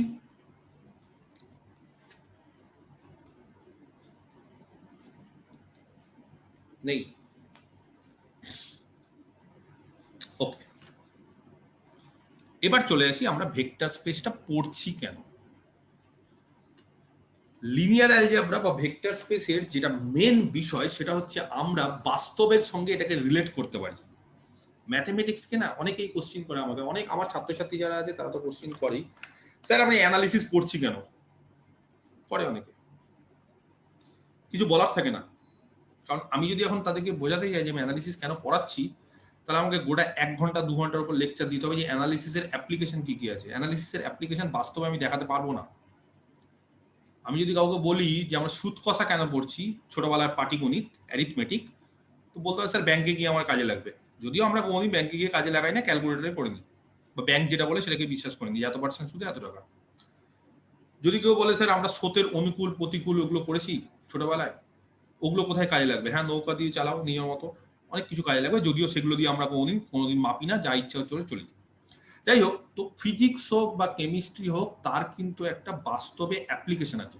কেমিস্ট্রি যে কোনো কেমিক্যাল রিয়াকশন, কেমিক্যালি যে কোনো জিনিসপত্র আমরা দেখতে পাই। ফিজিক্স ফ্যান চলছে, যে কোনো জিনিস ফিজিক্যাল যে কোনো জিনিস আমরা দেখতে পাচ্ছি। ম্যাথমেটিক্সের অ্যাপ্লিকেশন তো স্যার দেখা যায় না। আমাকে অনেক ছাত্রছাত্রী কোশ্চেন করে, স্যার আমরা গ্রুপ রিং ফিল্ড কেন পড়ছি, স্যার আমরা ভেক্টর স্পেস কেন পড়ছি, স্যার আমরা অ্যানালিসিস কেন পড়ছি, স্যার ওই লিমিট কন্টিনিউটি এগুলো পড়ে কি হবে বাস্তবে? সত্যি বাস্তবে কোনো এফেক্ট আছে? এর এফেক্ট বাস্তবে খুব কম। প্র্যাকটিক্যালি ব্যাপারটা হচ্ছে ইউজ আছে, এর অ্যাপ্লিকেশন আছে। আমরা ম্যাথমেটিক্সের অ্যাপ্লিকেশন ফিজিক্সে করতে পারি, কেমিস্ট্রি করতে পারি। কেমিস্ট্রিতে দেখবে অঙ্কগুলো যেগুলো করো, বা ফিজিক্সে যদি কেউ পড়ে থাকো তাহলে দেখবে যে সব ম্যাথমেটিক্সের অ্যাপ্লিকেশন। হ্যাঁ, এবার ফিজিক্সের রিয়েল ওয়ার্ল্ড অ্যাপ্লিকেশন আছে, ম্যাথমেটিক্সের ওরকম ভাবে ডিরেক্ট কোনো রিয়েল ওয়ার্ল্ড অ্যাপ্লিকেশন নেই। ম্যাথমেটিক্সের অ্যাপ্লিকেশন ইনডিরেক্ট আছে বেশিরভাগ, কিছু কিছু ডিরেক্ট আছে, যেমন স্ট্যাটিস্টিক্স বলো, লিনিয়ার প্রোগ্রামিং প্রবলেম, কম্পিউটার, এগুলো ডিরেক্ট আছে, ডিরেক্ট অ্যাপ্লিকেশন আছে। হ্যাঁ, স্ট্যাটিস্টিক্স আর ডিরেক্ট আমরা জানতে পারছি, কিন্তু আদারওয়াইজ এই অ্যানালিসিস, অ্যালজেব্রা এগুলোর কিন্তু কোনো ডিরেক্ট অ্যাপ্লিকেশন নেই। এবং এই কারণে তোমরা হয়তো অনেকে জানো না, আজ থেকে বেশ কিছু বছর আগে অবধি ম্যাথমেটিক্সকে না সবসময় আর্টসের সাবজেক্ট ধরা হতো। আর্টস, ম্যাথমেটিক্স সায়েন্সে খুব রিসেন্ট এসছে, খুব রিসেন্ট মানে 2-5 বছর বলছি না, 30-40 বছর আগে। ম্যাথমেটিক্স যদি কারোর খুব দাদু টাদুরা যদি ম্যাথমেটিক্স নিয়ে কেউ পড়াশোনা করে থাকে, বাবারা পড়লে হয়তো ম্যাথমেটিক্স তখন সায়েন্সে চলে এসছে, দেখবে যে তারা আর্টসের সাবজেক্ট হিসেবে ধরতো। কেন আর্টসের সাবজেক্ট হিসেবে ধরতো? তার যুক্তি হচ্ছে আর্টস এমন একটা জিনিস যেটা হচ্ছে সাহিত্য, যাই হোক হিস্ট্রি হোক জিওগ্রাফি হোক, সেগুলো সাহিত্য না থাকলেও তার বাস্তবে কোনো অ্যাপ্লিকেশন নেই। সায়েন্স এমন একটা জিনিস যার বাস্তবে অ্যাপ্লিকেশন ফিল্ড। সায়েন্স এমন একটা জিনিস যেটা আমরা পঞ্চ ইন্দ্রিয় আমাদের থাকে না, চোখ, কান, নাক, ত্বক, জিহ্বা, 5টা, তাই তো? আইস, ইয়ার্স, স্কিন, টাং, আর এটা কি? আর এটা কি হবে? নোজ। এই 5টা, যাই হোক, তো এই 5টা দিয়ে আমরা যেটাকে ফিল করতে পারি সেটা হচ্ছে ফিজিক্স, সেটা হচ্ছে সায়েন্স। আমরা এই 5টা দিয়ে যেটাকে ফিল করতে পারি সেটা হচ্ছে সায়েন্স। ফ্যান চলছে, ফিল করছি, হাওয়া খাচ্ছি, দেখতে পাচ্ছি। জাহাজ চলছে, দেখতে পাচ্ছি, ফিল করছি। কেমিস্ট্রি রিয়াকশন হচ্ছে, জল ঢালছি, কেমিস্ট্রি, অক্সিজেন নিচ্ছি, কেমিস্ট্রি, সব ফিল করতে পারছি। অনেকে বলতে পারো স্যার কারেন্ট দেখতে পাচ্ছি না, শুনতে পাচ্ছি না, বুঝতে পারছি না, ইলেকট্রিক, ধরে দেখো একবার, হাত দিয়ে দেখো। বলতে পারো স্যার কারেন্টের তার, স্যার কিছু তো বুঝতে পারছি না, না দেখতে পাচ্ছি না কিছু করতে। কারেন্ট স্যার বাস্তবে আছে?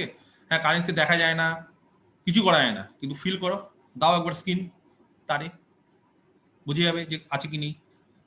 তাহলে ফিজিক্স এমন একটা জিনিস যেটাকে আমরা কি করতে পারি, আমরা ফিল করতে পারি। সরি, সায়েন্স যে এমন একটা জিনিস, ম্যাথমেটিক্সে না ফিল করা যায় না। আমি যদি কাউকে বলি limit x tends to 1 x² - 1 কত হচ্ছে, ফিল করো এটাকে, পারবে কিছু করতে? মানে এর কোনো অ্যাপ্লিকেশন আছে? একটা জিনিস যাচ্ছে, তার মানে কি x যখন 1-এর দিকে যাচ্ছে তখন এটা টেন্স করছে। আর্টসের বিষয়, টেন্স করে কোথায় যাবে? কল্পনা, এগুলো সব কল্পনার বিষয়, এগুলো ভাবার বিষয়। কোথায় যাচ্ছে, হিস্ট্রি, জিওগ্রাফি, এগুলো দেখো সব ভাবা, মানে আর্টস হচ্ছে কল্পনা। বাংলা ইংলিশ যাই বলো সবসময় কল্পনার জগৎ, এটা ওটা হতে পারে। এবং এত কল্পনা করে বলে আমরা দেখবে ছোটবেলা থেকে কেউ যদি বলো তোমরা তো এখন ফিল করো না, আমাদের সময় বা আমাদের আরো কিছুদিন পরে ধরো একটা হিস্ট্রির কোনো কোশ্চিন দিল, একটা বড় কোশ্চিন 10 মার্ক 5 দিয়ে ছেড়ে দিবে, 6 ম্যাক্সিমাম, খুব জোর হলে 7। তোমরা তো এখন 10-এ 10 পেয়ে যাও, এখন তো নাম্বার খুব বেড়ে যাচ্ছে, আমাদের সময় এত ছিল না। আমরা জিজ্ঞেস করেছিলাম স্যার 10-এ স্যার আমি লিখেছি আপনি 5 কেন দিলেন, আমার কি কোথাও ভুল হয়েছে? বলছে না কোথাও ভুল হয়নি। স্যার তাহলে 5 কেন দিলেন? ম্যাথমেটিক্সে 10-এ 10 পাওয়া যায়, সব ঠিক হলে, আর আপনি হিস্ট্রিতে আমি একটা কোশ্চিন লিখলাম 5 দিলেন কেন? বলছে না যদি তোর থেকেও কেউ ভালো লিখে থাকে তাহলে 6 দিব, তার থেকেও কেউ ভালো লিখে থাকলে 7, তার থেকেও কেউ ভালো লিখে থাকলে 8, তার থেকেও ভালো 9, তার থেকেও ভালো 10। কবে কে ভালো লিখবে সেই অনুসারে আমার নাম্বার কেটে রেখে দিয়েছে 15 বছর আগে। এই হচ্ছে আর্টসের লজিক। সায়েন্সের ওরকম লজিক নেই, সায়েন্স হচ্ছে ঠিক হবে ঠিক। তো ম্যাথমেটিক্সের ওরকম একটা ব্যাপার যে ফিল করার বিষয়টা হচ্ছে যে কল্পনা, যে এক্স যদি 1-এর দিকে যায় তাহলে এক্স স্কোয়ার মাইনাস 1 মানে এইদিকে যাচ্ছে, যেতে যেতে টেন্স টু মানে কি limit x tends to 0 1/x, তার মানে এক্স যদি 0-এর কাছে যায় তাহলে 1/x কোন দিকে যাচ্ছে, এই তো বিষয়। ফিল মানে এটা কিন্তু বাস্তবে আমি দেখতে পাচ্ছি না যে হ্যাঁ লিমিটটা এই অবধি গেল, ইনফিনিটিভ বিষয়টাকে আমি জানতে পারি যে ইনফিনিটিভ মানে কত, পারি না। সেই জন্য ম্যাথমেটিক্সকে সবসময় আর্টসে ধরা হতো। তবে এখন রিসেন্টলি যেহেতু এর প্রচুর অ্যাপ্লিকেশন আছে ফিজিক্সে বা কেমিস্ট্রিতে, সেই জন্য এটাকে সায়েন্সে ধরে নেওয়া হয়েছে। এবং একই উপায়ে দেখবে আজ থেকে কিছু বছর আগে জিওগ্রাফিকে যেন আর্টসের সাবজেক্ট ধরা হতো না, এখনো ধরা হয়? না স্যার এখন ধরা হয় না। এখন ধরা হয় না, এখন সায়েন্সে। তো তোমরা যখন আবার তোমাদের ছেলে মেয়ে বা নাতি নাতনিকে বলবে যে জানিস জিওগ্রাফি এরকম ভাবে আর্টসে ছিল, তখন বলে ধর উল্টো পাল্টা কথা বলছো, জিওগ্রাফি কোনো আর্টসে হতে পারে নাকি, জিওগ্রাফি সায়েন্সে। যেমন আমি এখন বললাম ম্যাথমেটিক্স আর্টসে ছিল, অনেকে হয়তো ভাববে ম্যাথমেটিক্স এর আর্টসে ছিল স্যার, মনে হয় উল্টো পাল্টা কিছু বলছে, বিশ্বাসই হতে পারে না। ম্যাথমেটিক্স আর আর্টসের সাবজেক্ট হতে পারে স্যার, উইদাউট ম্যাথমেটিক্স সায়েন্সই চলবে না। তো ওটাই বিষয়। এখন যেরকম উইদাউট জিওগ্রাফি, তখন মানে আমরা আর্টস দেখে এসেছি কিনা এটা তো তোমাদের সময় দেখে এসছো, তখন দেখবে যে বলবে যে জিওগ্রাফি আর্টসে হতে পারে নাকি, জিওগ্রাফি তো সায়েন্সের জিনিস, পৃথিবী নক্ষত্র এটা ওটা চলছে, এই হচ্ছে রে হচ্ছে অমুক তমুক, গুলো তো সায়েন্সের জিনিস, এগুলো কোনো আর্টসে থাকতে পারে নাকি, ভুলভাল কথাবার্তা বলছো। তো এগুলো যাই হোক, তো ওটাই হচ্ছে বিষয় যেটা নিয়ে আলোচনা করতে করতে বললাম। তো কেন আমি এই বিষয়টা নিয়ে আলোচনা করলাম, এই লিনিয়ার অ্যালজেব্রা এমন একটা জিনিস না যেটার অ্যাপ্লিকেশন আছে কিসে, বলছে ডাইমেনশন বলে একটা বিষয় আছে, যেটা তোমরা অনেকেই জানো এবং এর সঙ্গে তোমরা অনেকেই অবগত। কি সেটা? 3D, অনেকেই সিনেমা দেখেছো, আমার মনে হয় না যে কেউ ওরকম 3D সম্পর্কে জানো না, সবাই জানো। সিনেমা হলে কেউ যদি সিনেমা দেখো, 3D সিনেমা, একটা চশমা লাগাতে হয়, গ্লাস লাগাতে হয়, 3D। দুটো ডাইমেনশন নর্মালি আমরা দেখে অভ্যস্ত, আমাদের সবকিছু, আমরা যেগুলো বাড়িতে টিভি আছে, আমাদের যেটা ব্ল্যাক বোর্ড হোয়াইট বোর্ড যেগুলো আমরা, সেগুলো সব 2 ডাইমেনশন, একটা এইদিকে একটা এইদিকে, একটা দৈর্ঘ্য একটা প্রস্থ, হোয়াইট বোর্ড একটা দৈর্ঘ্য একটা প্রস্থ। যখনই একটা এই দিকে থাকবে, মানে আমি বোঝাতে পারছি না এখানে যেহেতু আমি সামনে দেখাতে পারছি না, যখনই নিজেদের দিকে থাকবে, তোমরা নিজেদের দিকে কল্পনা করো, নিজেদের দিকে একটা থাকবে, মানে আমি ছবি হয়তো আঁকছি কিন্তু তোমরা সবাই হয়তো অনেকেই জানো জিওমেট্রি যেহেতু পড়েছো, আমি এইভাবে আঁকলাম কিন্তু বিষয়টা হচ্ছে নিজেদের দিকে। তো নিজেদের দিকে যদি থাকে একটা ডাইমেনশন তখন 3D হয়ে যায়। তো এরকম ভাবে এই ডাইমেনশন বিষয়টা, এই যে জিওমেট্রি যে বিষয়টা, সেটা কিন্তু লিনিয়ার অ্যালজেব্রা থেকে এসছে। এবার আমি সেই বেসিক জিনিসটা ডাইমেনশন নিয়ে আজকে আলোচনা করব, ঠিক আছে? অল্প, বেশিক্ষণ টাইম নেই, অল্প, নেক্সট দিন আমি ডিটেলসে আরো কিছু করব। তো ডাইমেনশনের আগে আমাদের আরেকটা জিনিস জানতে হবে, সেটা হচ্ছে বেসিস, একটা ভেক্টর স্পেসের বেসিস, এবং তারপর আমি ডাইমেনশন, এই দুটো ডেফিনেশন আজকে দেব। Basis of a vector space কাকে বলে? ভেক্টর স্পেসের basis, let V be a vector space. সবাই লিখে ফেলো, মেন জায়গায় কিন্তু চলে আসলাম। এই ভেক্টর স্পেসের কিন্তু এটাই লাস্ট পোর্শন, বাকি সব যা শেখা হয়ে গেছে। এরপর কিন্তু আমরা লিনিয়ার ট্রান্সফরমেশনে চলে যাবো, ম্যাট্রিক্স ডিটারমিনেন্ট, এগুলোতে আসবো। Let V be a vector space over a field A. আর তোমাদের জ্যামের সিলেবাস ছোট করে দিয়েছে এবার, দেখলে হয়তো সবাই, আইআইটি অন্যান্য সিলেবাসও কমে যাবে, যাই হোক। তো সেটা ছোট করে দিয়েছে, অন্য টপোলজি বাদ দিয়ে দিয়েছে, কিন্তু লিনিয়ার অ্যালজেব্রা যেটা ছিল সেটাই আছে। তাহলে ভি হচ্ছে একটা vector space over a field F, ঠিক আছে? ভি একটা ভেক্টর স্পেস, একটা সেট নিলাম, নাম দিলাম S, of vectors in V, ঠিক আছে? is said to be a basis। তাহলে এস সেটটা কিন্তু ভি এরই একটা সেট, ভি এর ভেক্টর গুলোকে নিয়ে একটা সেট, কিছু ভেক্টর গুলোকে নিয়ে, তাকে আমরা বেসিস বলবো। কার বেসিস বলবো? ভেক্টর স্পেস ভি এর। কখন? যদি কেউ জানো কখন হয়? জানতে পারো অনেকেই। কে বলতে পারে? কেউ জানো? জানা তো উচিত অনেকেরই, মানে না পড়লে স্যার, অসুবিধা নেই, কিন্তু অনেকে তো জানো। অনেকে থার্ড ইয়ারে আছে, এলএস ইকুয়ালস টু ভি হবে স্যার। যদি এসটা এসটা LS linearly equals to independent হতে হবে লিনিয়ারলি ইন্ডিপেন্ডেন্ট হবে আর আর LS1 ভি হতে হবে। এসটাকে লিনিয়ারলি ইন্ডিপেন্ডেন্ট হতে হবে, সেটটাকে লিনিয়ারলি ইন্ডিপেন্ডেন্ট হবে, এস সেটটাকে। আচ্ছা, লিনিয়ারলি ইন্ডিপেন্ডেন্ট অলরেডি আমি পড়িয়ে ফেলেছি। কোন একটা সেট কি করে লিনিয়ারলি ইন্ডিপেন্ডেন্ট হয় আমরা জানি। আর দুই এন্ড আরেকটা LS1 জিনিস ভি হতে হয়। হতে হবে। কি হতে হয়? বলছে V LS is equal two LS হতে হয়। দ্যাট মিন্স এস কি করে? ভি কে জেনারেট করে বা ভি কে স্প্যান করে। ভি এস দ্বারা স্প্যান হয়। অলরেডি এই বিষয়টা আমরা জানি যে এলএস জানি না। এবার ভি আর এলএস কি হতে হবে? সমান হতে হবে। যদি হয় তাহলে এস কে বলা হবে ভি এর একটা ভেক্টর স্পেস। আমি কি বোঝাতে পারলাম? সরি, এস কে বলা হবে ভি এর একটা বেসিস। আর ডাইমেনশন,